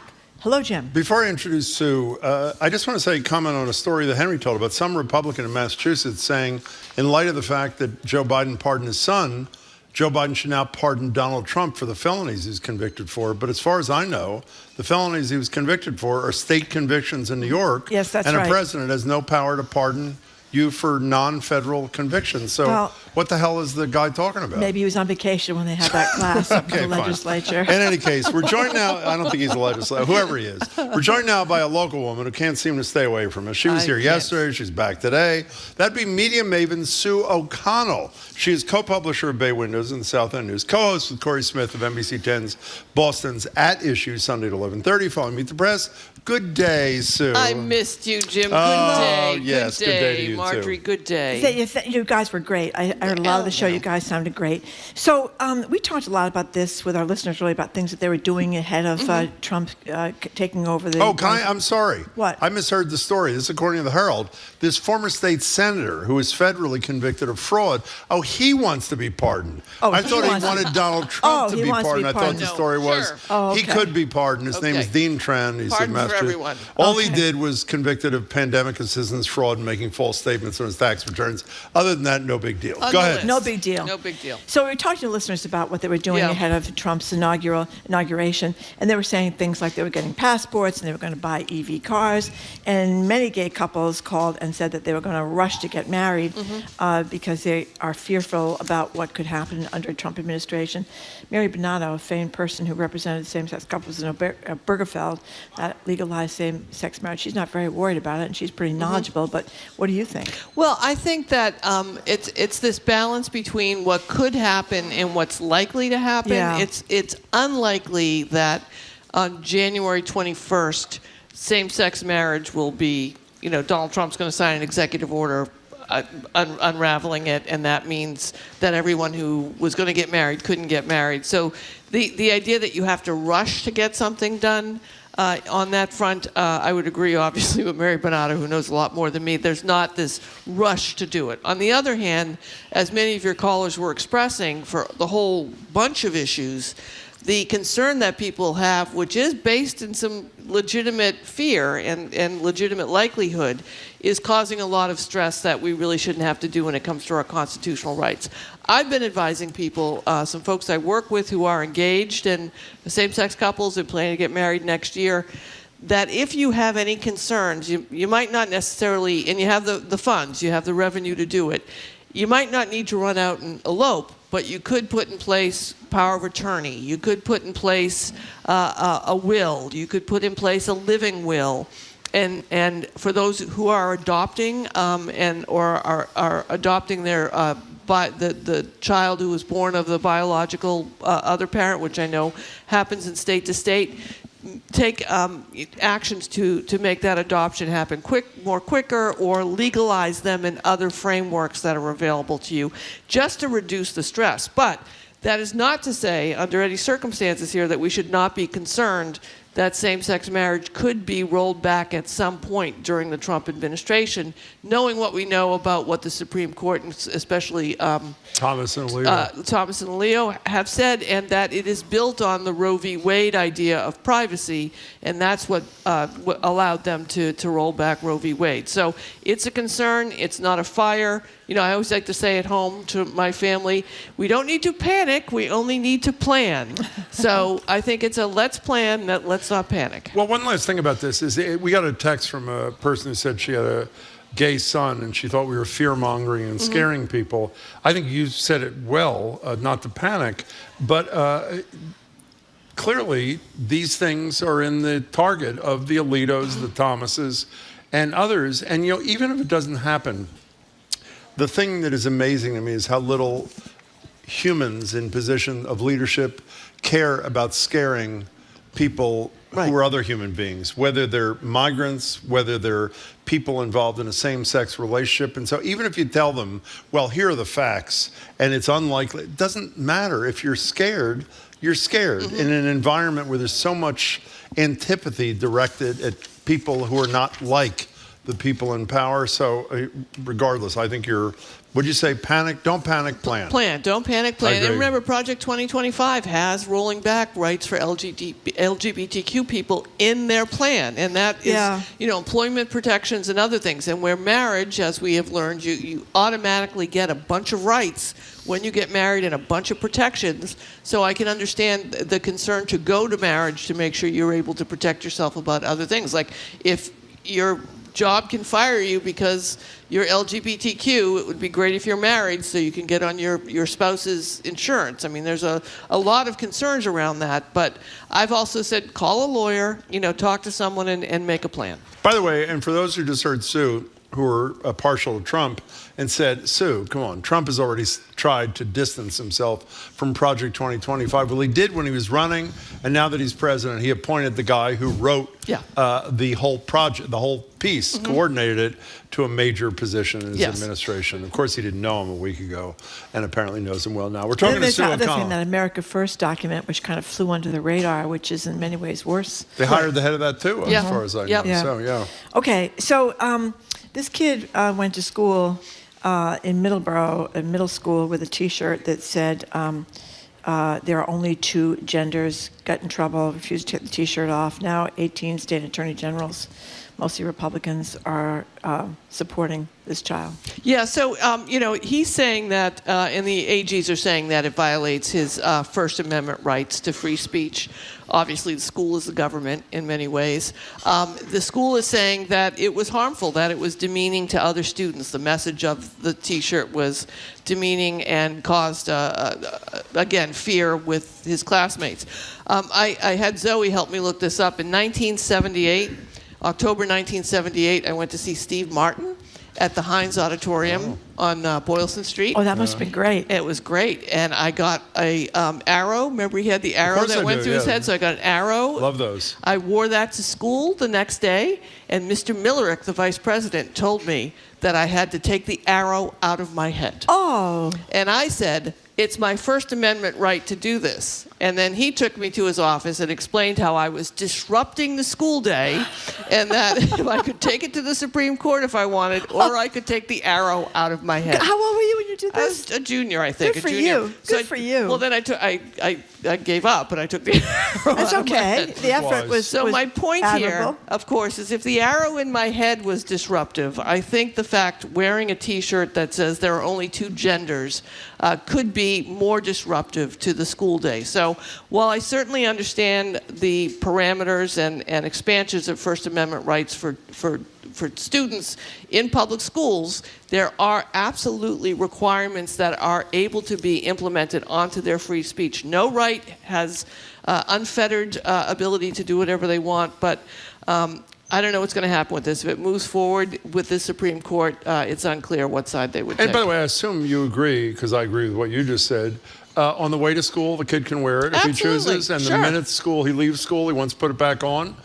He should feel free to wear it there, too. Absolutely. The issue is within the school building. Within the school building. And I support his right to believe what he believes as well, obviously. But again, when you're in a school environment, it's about being disruptive. And if my arrowhead was disruptive, then this is. Well, when you said Zoe helped you look this up, what did she look at? Your elementary school? No, I couldn't remember. I wanted to be specific about the date that I saw. How did she know? What did she look up? Well, we Googled Sue O'Connell, we Googled Steve Martin, Heinz Auditorium, Boston. I wanted to make sure I had the right time. That's actually great. Of course, they have dress codes in a lot of schools, too. So they always have dress codes. They have a ton of stuff. And you can't just, you can't just exercise your right to free speech without any guardrails on it.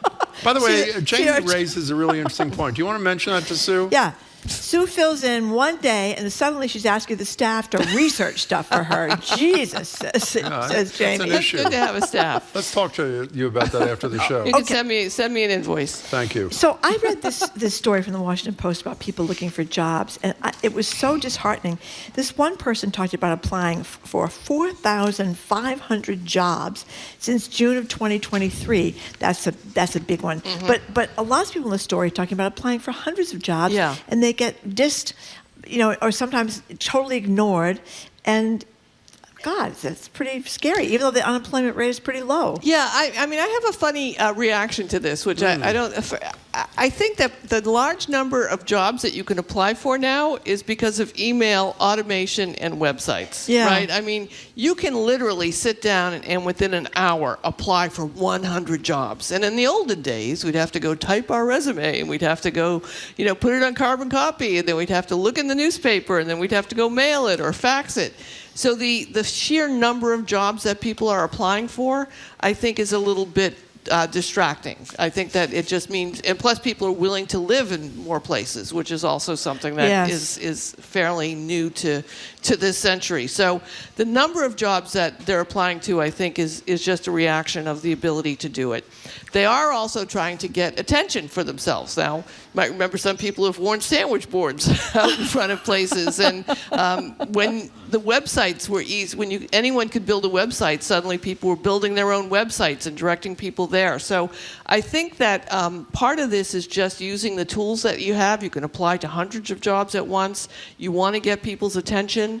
Some of the people in the story were saying things like they wrote "desperate" apart. I'm not sure that's a good approach. The story seemed to work to write "desperate." Sometimes it does. I was surprised. Or the $3,000 reward on LinkedIn. Yeah, well, explain what that means. The person said, "If you help me find a job, I'll give you $3,000." Yeah. I mean, in any case, what they're also doing is apparently using social media, specifically TikTok.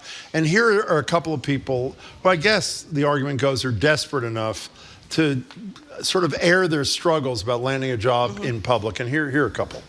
I got laid off from AT&T last July of 23 and have been unemployed and unable to find another job ever since. And it's not from a lack of trying. This is the most humbled I've ever felt in my life. I'm literally holding resumes, a stack of them, so that I can go in person to places and say, are you guys hiring? Right now, all I need is a job that gives me no stress. A job that lets me sit down in peace. Let me just say to all three of those women, Sue doesn't give a damn about any of you, as she said a minute ago, because apparently you can apply for thousands of jobs online. But in tech jobs, you're hearing this a lot. With there's been a big layoff thing, in maybe because they overhired during the pandemic. I don't know. Listen, this is it's as someone who works in an industry that's getting layoffs, and there's tons of layoffs right now. I'm certainly sympathetic, and it stinks. And oftentimes you get laid off, and then they hire someone who's younger than you, newer than you, for a lot less money than you're getting made. They do? I don't know if you've heard that. That's almost everybody, Jim. And that's just that's the business model of it, and it stinks. And that's you can make an argument why we need unions and why we need job protections, even for white collar employees who may not necessarily fit the union model of someone who's in it. But this is the challenge. But it's, again, the unemployment rate is low, which means that who's in the driver's seat is a lot of the employees. Did you read the piece about coding, the boot camp for coding? No. How a lot of these kids go to, what they might not be kids, it could be in their 30s trying to change jobs, these coding boot camps. But then it doesn't get them a job at the end because so many people not only have the computer science degree, but they've been in the business for a while, and to go and spend all that money and all that stress going to a boot camp. Well, you know what's also unhirable. happening? You're getting a lot of kids out of college right now who can't type with anything but their thumbs. Yeah. And they're sitting down and they can't use Excel spreadsheets because they haven't used Excel spreadsheets. So, this is that rolling, which means they'll change it. So you only need to type with your thumbs, and then we'll get fired because we type ASCFJKL7. Can you touch type? I can. It was Mr. Waxman, my 8th grade teacher, took me aside and said, "You are going to be in honors classes. You should take typing." Very and good. I did. Now, did you ever wear an arrow on your head to Mr. Waxman's class? That was in 8th grade, Jim. What year was Mr. Waxman? Mr. Waxman was 8th grade, and junior year was the arrow in my head with Mr. Miller. I had a lot of interaction with principals, as you can see. Yes. She was an upstart in Revere. Were you? We've never had this discussion with you. Were you a troublemaker kid in school? No, I was a very cool kid in school. You were? I got all A's freshman year of high school. Wow. And then I thought, I'm never doing that again. That's really a lot of work. And then I was sophomore class president. And You were? I didn't know any of this. senior class president. Excuse me. So Karen from the Newsfeed Cafe, we went to high school together and we're friends, and we had a lot of fun. Let me tell you, it was Like the what? 70s. I can't tell any of the stories Class on president. the radio, but we had an enormous amount of fun. What was your platform, if I may ask? We had no platform. Yeah. No, it was just vote for me. An arrow in the head for every student here. Well, that's what Mr. Miller said to me. As a leader, you should not be wearing an arrow in your head. That's right. That's right. It isn't something. Were you in not class? dignified. I was not. I was going to ask you. You were head of the cheerleading squad. Cheerleading squad. Well, Co-head of the cheerleading squad. That's right. My finest hour. Huh. But how about you? What about me? What about you? Did you have anything distinctive about your high school career? I was president of every class I was ever in. No, actually, Richard Feldman, whose name I have not spoken in about 90 years, was the president of every class that I was in at Central High School. And I didn't resent it, if that's what you're thinking. I resent it for and, I hadn't thought of this in decades. I was sort of his gopher and chief of staff. There you go. Really? And I know Marjorie's saying, Jim, you don't like being told what to do. No. How did that go for you and Mr. Feldman? Yes. He was a superstar, and I have to say, I was sort of That's good. in You learned awe. from of- Okay. in awe So of him. that Jim, means that I'm chopped liver. Is that what he's saying? No, it doesn't. over You were there? head of the cheerleader squad. That's huge. I'm not cheerleading at the radio station. You've met my 4th grade teacher. I have? Yeah, Jill Clark. Oh, yes, I have. Yeah, I there have. you go. And what did she do? She talked about me. She did indeed. That is totally true. Oh, we forgot. Jim Browdy, as Jane reminds us, was most improved camper 2 years in a row. I went So to you can Camp imagine. Menorah. Probably the greatest humiliation of my life. Well, you went to Camp what? Menorah for You 2 did? years. Yes, I was the only non-Jew at Camp Menorah. How did you happen to be there? My mother worked for the Jewish Mafia on Revere Beach and called The in Jewish Mafia on Revere Beach? Yep, called in a favor because my parents couldn't afford to send me to camp, and the only way I could go is on a special scholarship from a single-parent household, of which we were not. Yes. And so I went to Camp Menorah with all my friends, and great. every day my dad would drop me off at the Jewish Community Center, which is now called the Irene O'Connell Center, ironically, and he would drop me off and say, "Don't bring up Jesus, and if they ask, I'm dead." And So I'll you had to hold lie, on. or you had to be silent Wait a about not minute. being Jewish? No, I could not be Jewish because I was there as a scholarship Oh, I kid. see, okay. So Wait a it was minute. okay. Irene O'Connell, is that Yeah. any relation? That's my mom. Yeah, they named the Jewish Community Center Oh, we knew became that. the Head didn't- Start building. That's where pretty she great, worked. actually. Yeah, I didn't realize that. Maybe Yes. I wasn't here the day you talked about that. Yes, What? so- That's a wonderful thing. Yes, it is. What It's an a honor great for thing. your mother. She wasn't the bookie. She the bookie? No, her mother was the Her bookie. mother was- your my grandmother mother was the worked. My bookie. grandmother was the bookie. My mother worked for the rodeo. No, what did she do for the rodeo? She worked for her Uncle Harry, and it went down south and through Texas. Texas, and she went ahead of the She was the advanced person the for the advanced rodeo. person to, she would tell me, and I didn't know this was not a good thing, No. bribe the people and the lawmakers Sure. to make sure they could do things and hire the town folk and then leave town before he didn't pay them back. So is she the only rodeo advanced person who's ever had a community center named for I them, believe as she far might as you be. know? I believe that's true. That's pretty incredible. Now, John Beverly says we gave you short shrift, Jim, that in fact at your high school in Philadelphia, you were president of the Dickey Club. I was not. Dickey Club. I was not. And the liverwurst. The liverwurst. You accuse me of Dickies. saying You the keep same saying thing you're every Dickie. single day.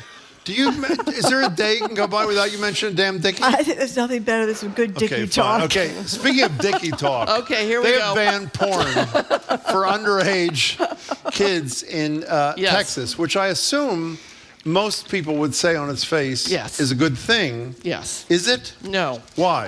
Well, I think we can all agree that children and minors should not be able to view porn or easily access porn.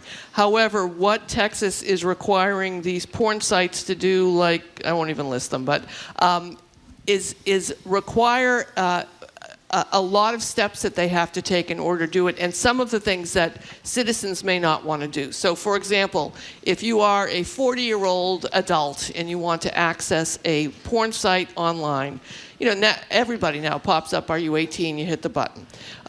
What this would require them to do is to say, okay, let's take a screen grab of your face and your license.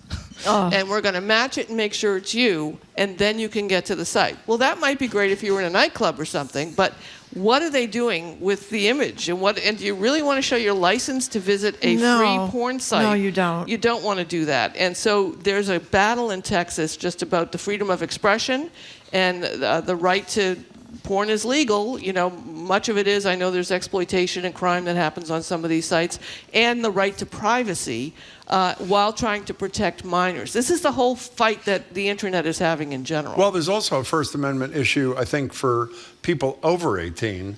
If there's an extra hurdle, I know this may not make people happy, but I think this is a reasonable interpretation of the first. If there's an extra hurdle for someone to access speech, in this case porn, which I'm not in favor of, but it's free speech. It is protected as of the moment, and you have to go through extra hoops like showing your license and doing a facial image when you're 42 years old, there may be a First Amendment problem, even if the goal is a desirable one to ensure that kids don't have access to It's a difficult stuff. question. I mean, it's not an easy question. And again, it's also how do you classify what's a porn site? For example, as this article shows, Reddit has porn on it, and X. So does Twitter. Since Elon's taken over, that's one of the ways that you could track how badly the guardrails were on X by just. You could not easily access porn before. Now, if you just put porn in, lots of it just pops up or comes in your feed for maybe because I'm putting porn in there, searching for it. That might be a reason it comes up. So that's that.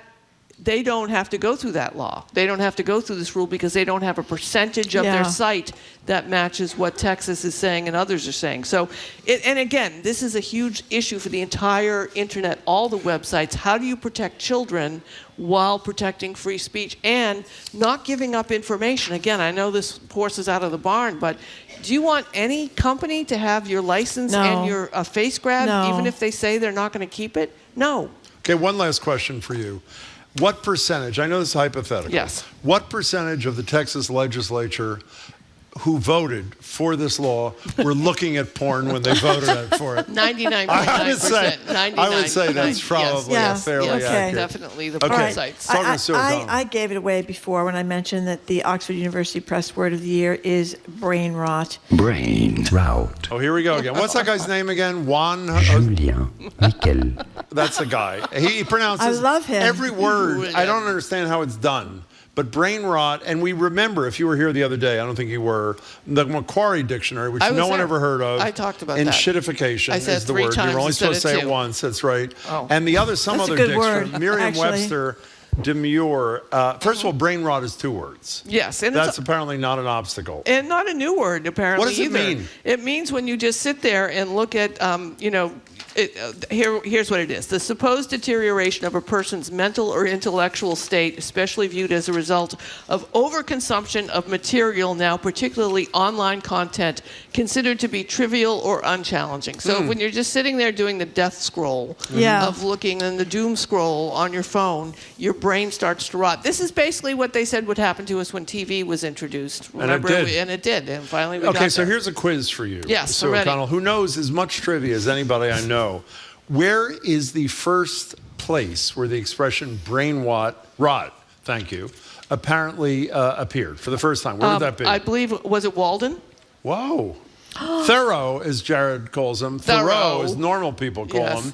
Here is the line in one of his poems. While England endeavors to cure the potato rot, will not any endeavor to cure the brain rot, which prevails so much more widely and fatally. It only took, 150 years for it to catch on. He was really ahead of his time when he was going home for lunch at his mother's house, pretending to live in a cabin. Okay, that's the word of the year. That's and right. Nobody Going cares. to get his laundry He's a fraud. done. Yeah. Okay, so before you go, Marjorie only likes those old chestnuts that she likes. Whenever I propose an old chestnut, she says we shouldn't do that again. She likes this one. We're going to end the show with asking people, what is the phrase or phrases that most drives you nuts that should be banned? For example, if I hear one more person say, it is what it is, I'm going to break out in hives. Yeah. What is a phrase or two that you would like to never hear again, Sue O'Connell? Circle back. Circle back's a very good That's word. a good I like one. that. Circle back. Thank you.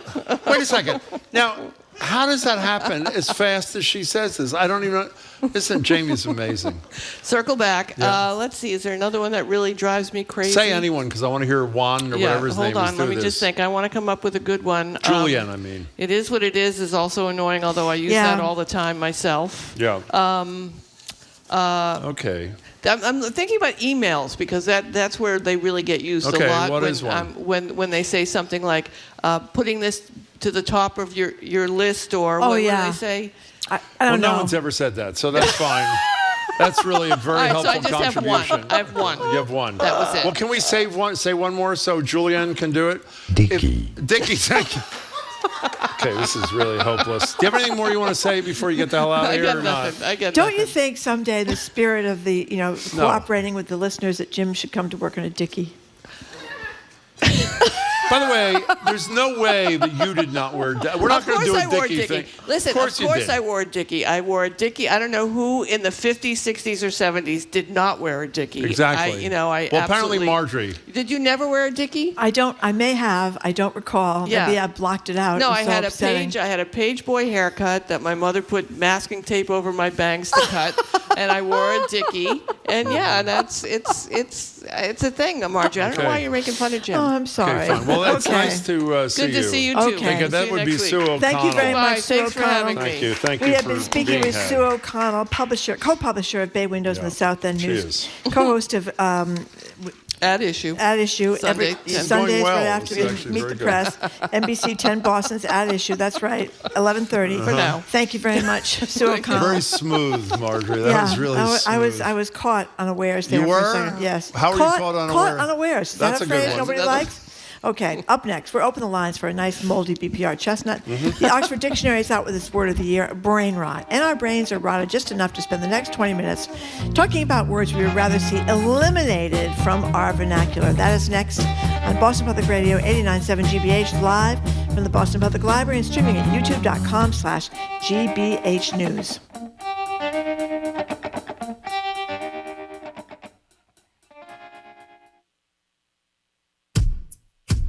For decades, China's economy experienced explosive growth. But with their economy sagging, surveys show perceptions of making it in China have waned. You know the economy is bad. Every day you might just get laid off, and then you still have to pay that much high rent. Tracking optimism in China on All Things Considered from NPR News. Today at 4, here on GBH News 89.7. Our programs are made possible thanks to you. And Barrett Tree Service East. Their team of arborists and plant healthcare professionals provides sustainable management for the care of trees, plants, and lawns in the communities where they live and serve. Learn more at barretttreeeast.com. And Newport Mansions, presenting holidays at the Newport Mansions, now through January 1st. Visitors can see the grandest mansions of the Gilded Age exquisitely decorated for the holidays. Tickets at newportmansions.org.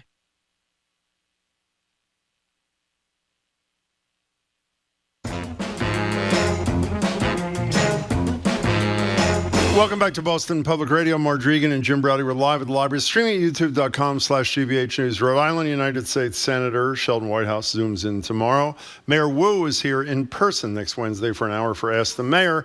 This is one of those moldy old chestnuts, which I have to say I love. This is an opportunity for you to tell us, as Sue attempted unsuccessfully to do, to tell us what word or phrases, if you never heard again, it would be too soon. My nominee, and by the way, the number is 877-301-8970. The one that drives me the most nuts, if I can rate them, is it is what it is. Because you say to yourself, a lot of people have mentioned that. What is it exactly that it is what it is? So what's atop your list, Marjorie Egan? Tools in your toolbox. Oh, that is drives insane. That drives me crazy. That's too much. But listen to some of these from the textures. These are some great ones. I can't stand it when people talk about their journey. I also hate when people say no worries instead of you're welcome. I'm not worrying. I'm thanking you. I'm totally with that person, I don't like it when people say no problem instead of you're welcome. I'm not saying it's a problem. I'm thanking you. That's from Kristen in Cambridge. That's a good one. My bad.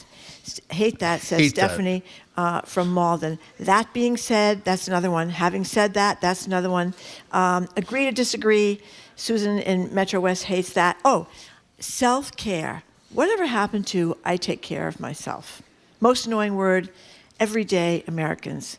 Working Americans is another one. Who are the Americans who aren't working in some capacity? By the way, Dean in Clinton said the juice isn't worth the squeeze. I have to say I never heard. I love that one. Heard that before. I'm going to start using that one.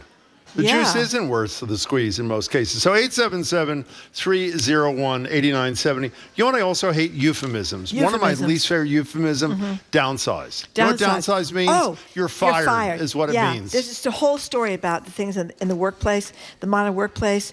It's the things that they say, restructuring, realigning, redefining, or downsizing. And some workers, remember we taught that quiet quitting, that was a big thing a couple of years ago. That was really bad. And how about deep dive? How do you feel about deep dive? Sick of that. I'm really sick of that. At the end of the day, another horrible one. Unprecedented, makes my skin crawl, says Seth in Rhode Island. How about back in the day? Back in the day. Horrible. That's another bad one. That's another bad. We agree on almost all these, by the way, which is quite amazing, I should say. 877-301-8970. Oh. Anonymous, this is perfect. There's lots to unpack here. Lots to unpack. Does that give you chills down your spine? No worries drives me nuts. That would be near the top of my list, too, for the exact same reason the texter said, because it's unresponsive to the question being asked. Word I never want to hear again, Trump. I quit my bridge club to avoid reaching across the table and choking someone. A lot of people are saying President-elect Trump. That is not what we're talking about. We're talking about phrases or words that a lot of people use that have outlived both their usefulness and their acceptability, if that's a word. Look who is first today, Marjorie. Liliana. She called yesterday, too. Hi, Liliana. What's the phrase you want to dump? How are you? Fine, thanks. Okay. Two of them in Fall River. You guys and both of them. What's the second? Both of them. Both of them. Both of them. Both of them. Both of them. Okay? Oh, okay. But the one that really drives me crazy is take a listen. Say when that. Somebody take a listen. Take a listen. Yeah. Take a listen. What do you take? What is it? Okay, Liliana, I got a couple that I remember. Well, before you go, use guys. The people in Fall River say absolutely. Use guys, like Liliana use guys. Oh, yeah. absolutely. Yeah. And then absolutely. I says. That's another one. No, they don't. Says, and all's you want. Yes. Yeah, that's right. We had some grammatical problems in my childhood. Yeah. Hey, Liliana, you started use us guys. off beautifully, that's like always. Thank you and don't for your forget, call. Use grills going down the corner. Oh, you've said that before. Use grills going down the corner. That's an accent. Did you say any of those things? When I was home. You did? I did. Yeah. Which of those expressions did you have come out of your mouth? All's I want. Use guys. You did? Yeah. All's I want? Well, you don't want to stick out, right? You don't want to. That's great. Yeah, one time I remember when I was in high school, I was at a basketball game, and I mentioned there was a deficit in the score. And believe me, I was humiliated constantly for the next 2 weeks. You want another one just occurred to me. How about you got this? Oh, you got this. That's really annoying, too. That is really annoying. You know why? Because you don't got this in most cases. That's what they're trying to tell you. It's exactly they right. want to say you got it when you don't got it. Okay, fine. Walter and Swampscott, thank you for calling. Hey, Walter. Hi, folks. I wanted just to call in. My peeve word is the Bostonian wicked smart, wicked bad. It's just overused, and with deference to the movie, the slang is too much to take, particularly in a professional business meeting. I'm with you. Wicked is horrible. I never even heard it as an adjective or an adverb, whatever it is, until I moved here. Walter, thank you for the call. So Stephanie in Rhode Island is criticizing me, and it's true. A gym-exclusive abused phrase ad nauseum. It's practically your catchphrase. I say it far too much. And Tammy, who sent in a brilliant text, I forget what it was earlier in the show, from Bradford, not for nothing, but makes my head spin trying to figure out how many negatives that is, and does it negate itself. Not for nothing is also a New England expression. Do you ever hear that other than here? I never go anywhere other than here. Well, you were in Stanford. Do you remember you were in college? Woody, the UPS driver says that the moldy chestnuts are getting moldy, Jim. Well, I got news here. They're going to get even moldier, so get over it. 87. Oh, you know what another one is that we haven't mentioned, that it's a regular? To be honest. To be honest. Yeah, that means you're not usually honest, but in this particular, Exactly. or frankly, in other words, you're not usually frank, but this time you're going to be frank. Yeah, to be honest is bad. Here's some one of the most hated phrases in Great Britain, Jim. What are they? Live, love, laugh. I guess that's really big. Never heard that, no. Yep. Dream big, count your blessings, carpe diem, happiness is a choice. Who cares what they're saying in the UK, by the way? Why even bring it's a little bit different than what people say here? It is here. a little bit different, that's true. But you do hear a lot of people say those. You hear that happiness is a choice, and live, love, laugh. That's not a lot of bumper How stickers. about the word that I say every day that you tell me that you got to stop saying? Otherworldly. Otherworldly. Yes. I don't even know where that came from, by the way. I have no idea. Let's go to Nick in West Roxbury. You're on Boston Public Radio. Welcome. Hi. Hi, guys. Very quickly, I feel like I could sign off with this one statement that I tend to say all the time. Yep. In end of the email, it's sufficiently vague. I'm not thanking. I'm not saying you're welcome. It's sure thing. Yeah, that's... sure thing. Yeah, we can end the program with that. Sure thing, everybody. So you can't help yourself. Is that the bottom line? No, that's it. It's just kind of like, okay, we just had a conversation. A lot of information passed back and forth. Sure thing. Okay. Beautifully See said. you later. Nick, you're self-aware. Thank you for the call. You know what's also bad in the sure thing category? What? 100%. 100%. People now say when they agree with you, 100%. 100%. That's big. Getting back to the fall over used guys thing. Yeah. A texter says, this is another one. So I goes, and then he goes. No, nobody says this. Oh, yes, they do. So I goes? Yes. And he goes. Well, that's like it's not a dialect, but that's like a local thing. It's a grammatical error, I guess you'd call it. And then the likes. Like. Did you ever tell your kids to stop saying like this, like that, the other thing? Drove you crazy. Okay, Maureen from Londonderry, her most hated phrase, make America great again. That is a popular one on the text here today. 877-301-8970 is the number. Here's one. This is one of my pet peeves. Karen in Framingham says, can we please get rid of panties? That is so demeaning. You don't like that. You like underpants. Underpants or underwear. Panties always, somehow in these sex crimes things, somebody's always wearing panties. You know what I mean? Can't be wearing underpants or underwear. Anyway, Amy, what do you think, Amy? Hello, Amy. Hi, how you doing? Good. The phrase I hate is, that train left the station. That's a really good one. That is. Why does that do it to you, do you think, Amy? Do you ever think about it? Because I think that it just says, like, well, we never paid attention before, and now it's all over. That's a good one. Well, I think that's a really good one. Amy, thank you for your call. We Sarah appreciate it. in Sudbury says, moving forward, and somebody else says, bandwidth. Bandwidth. I was going to say that next. Bandwidth. Thank you. Could we hear it again from Julien? Bandwidth. That's not as good as many of his terms. What's that guy's last name again? Julien Michel is my name. Thank you very much for saying it. You're welcome. Oh my God! We have to get him on the show. Now let me Jim. ask you something. Does this guy exist, or is he a human? No. What? No, this is not a routine. I think does he exist, or is this an AI thing? AI. So wait a second. He's So the real? guy just pronounces every word in every language? Jim. Excuse me? Yes, Jim. Yeah, I know. That's who I am. Thank you. Okay, fine. Wow. Oh, my God. Okay, well, drill down, and in North Billerica. Thank you. That's a horrible one, too. Sean in Marblehead is triggered by the term triggered. Doesn't like that. That is bad. 877-301-8970 is the number here. Oh, here's one I don't even hear much. What's that? Well, this person says they can't stand the term pet peeve.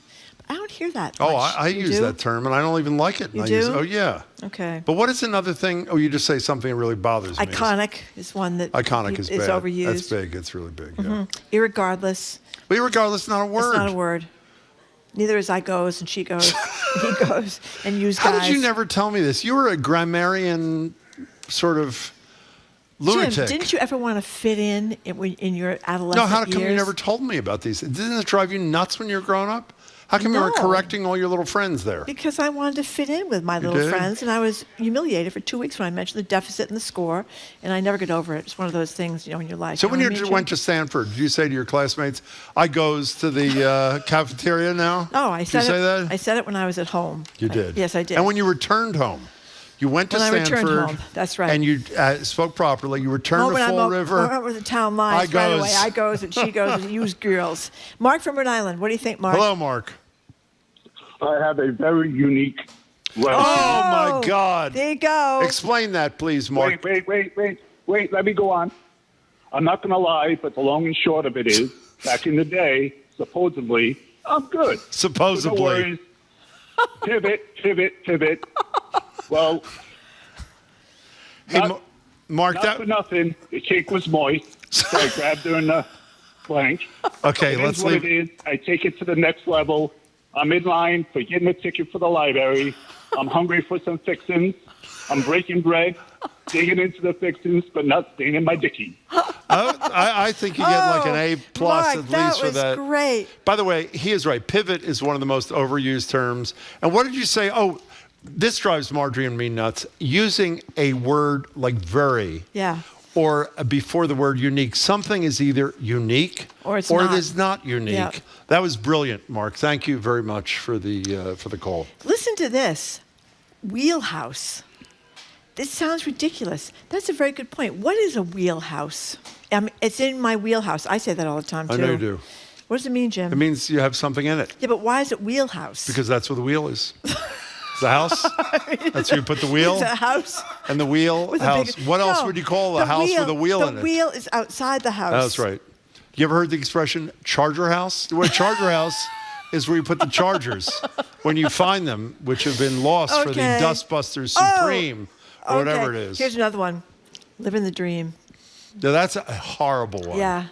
Oh, post-COVID, the statements under an abundance of caution. Yeah. That was a big one. I can live with that, actually. That's that. Vis-a-vis is another term I use a lot. Someone Yep. says, anonymous texter, and it's true. And that's horrible as well. Thanks for the criticism. And Jim, very good of you to accept that, by the way. Here's Mary Ellen in Rentham. What'd she This say? one I say all the time, too, so I'm feeling bad. I can't stand when people state something and then say, does that make sense? Please, if you don't think you're making sense, say nothing. Don't say it. That's a good point. But sometimes you're trying to get across the bow, as it were. Shot across the bow, Jim. That's another overused You know, phrase. this becomes all about me. Anonymous texter, Jim's fabulous drives me nuts. I do say when describing food at a favorite Fabulous. restaurant, it's fabulous. You Fabulous. know why, by the way? Because it's fabulous. That's why I say that, Marjorie. Needless to say, Bad. then don't say it if it's needless to say. Stop the filler word like in all your sentences, and that's good. And people do say that all the time. Here's a good one for you What? as this anonymous texter. As a born Cape Codder, Mm-hmm. I cringe over going down the Cape. It should be going down to the Cape. And that person That's is right. It's not, That's you're right. not going down the Cape. No. You're going down to the Cape. You're going down to the Cape. And some people say they're going up to the Cape, but that's incorrect because they're going south to the Cape. Exactly. Correct? And by the way, another anonymous says, I say by the way all the time, I hate thank you for having me, too cannibalistic. That's exactly right. 877, well, the lines are full while you're doing that, Jim. Let's go to Abe in Deerfield. Abe, what's the expression that puts you over the edge? what drives me crazy, Jim, is when people say, do you want to do that? Or, they're leaving the rest of the sentence up to you. Like, are you going to wear those Dickies tonight, Ashley? Or, That's funny. That's they funny. expect you to fill in the blanks for what they're thinking, and they want you to do it with words even. And it's just like, I don't know if it's the sentence that bugs me the most, or there's certain people that always use that bug me anyways. So I don't know. Abe, I like your style. I like that aggravation. It feels exactly right. A friend of ours says, another term I use regularly, literally. And that's I another, use like, that to too. be honest, what is the point there? Oh, more criticism of Jim. Sorry, Jim, but low rent is classist and drives me nuts. Oh, more Jim. Jim and increasingly marginally say kind of thing all the time for anything. Yeah. A fish kind of thing, et cetera, et cetera. That's me. I write that in the script all the time. Yeah, Jim usually says kind of deal. Who wrote that? Was that you? I don't know. Zoe or whatever. Thank Somebody. you, Zoe. Well, somebody's our coworker. That would be Zoe. An anonymous texter says, reach out? How? Call? Text? Smoke signals? Paula and Franklin, you're next on Boston Public Radio. We apparently have hundreds of expressions that drive people out of there or whatever. Hello there, Paula. Hi, guys. Two things that young people say. One is, of course. It's in the category of no worries and no problem. Of course. Totally. That's the new thing. If they say, of course, they're under 25. The other one is, I appreciate you. Oh. I appreciate you. Just say you appreciate it. When I say I appreciate something somebody does, I don't necessarily appreciate the person. I appreciate what they did. Well, by the way, it's particularly in sports interviews I've noticed lately. The athlete, and I assume they get media training, says exactly what you say, Paula, which does drive me nuts. I appreciate you. You don't even know me.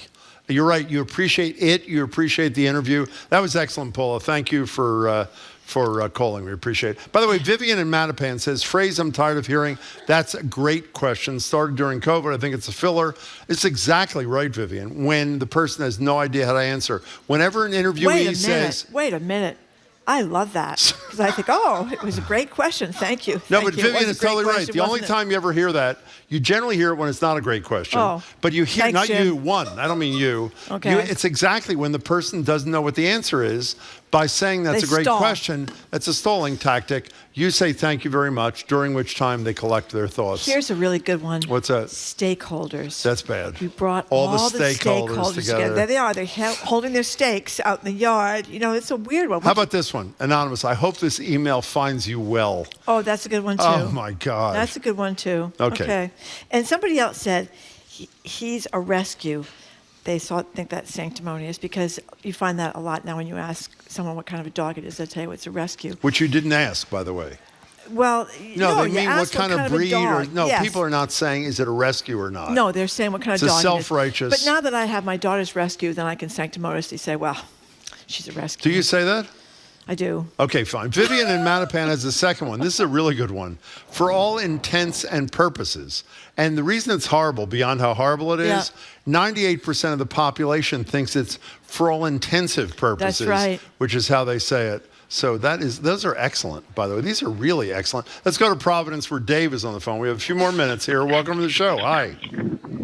Hey, the thing I can't stand is when people are at a restaurant and they say, I'm going to do the haddock. Yeah, that does sound really weird, good. doesn't it? What are you going to do to it? Well, it depends Okay, who you are, exactly. That is a good one. Dave, that's good. A friend of ours, another friend of ours, texted, without further ado. That really is an aggravating one, too. Yeah, there's a lot of ones targeting you, Jim. It's okay. I can take it. Go ahead. Gefilte fish. That's not an expression.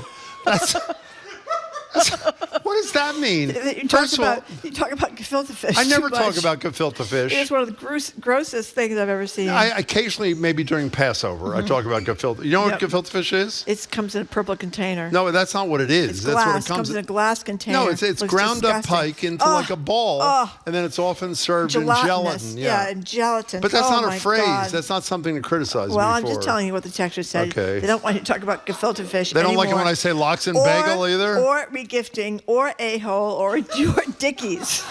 Dickie. Thank you. By the way, I said it again. You say Dickie much more frequently than I say That's Dickie. right, because I didn't wear any. I think it's an arousal kind of thing there. Let's go to Elizabeth in Concord. This is a great one. Hi, Elizabeth. Welcome. Hi, thank you. What's yours? Second, Second-time caller, long-time listener. Thank you a lot. We appreciate it. I don't know why it's an echo. Anyway, one thing you already said was no worries. And when you thank somebody and they say no worries, that drives me crazy. What are you going to worry when or if you're a customer and you say thank you and they go no worries. Exactly. Well, that's maybe the winner today. Yeah. But you have another one that's great. Tell us what it is, Elizabeth. You do you. That is you do you. I know. Oh, it just gives me hives. Elizabeth, that was an excellent call and 2 excellent examples. So what would you say is the winner Kathy here? from Rhode Island says, I hate when people say everything happens for a reason, because no, it does not. That's actually good. What would you say was no worries is probably the winner today? Would you not say? Yeah, but I really like stakeholders. I'm tired of asking the stakeholders. Screw the stakeholders. We don't care what the stakeholders think about anything. So what do you think, since we know Jared fairly well, what do you think is the expression that most drives him nuts? Well, here he is. Here he is. One. What do you got there?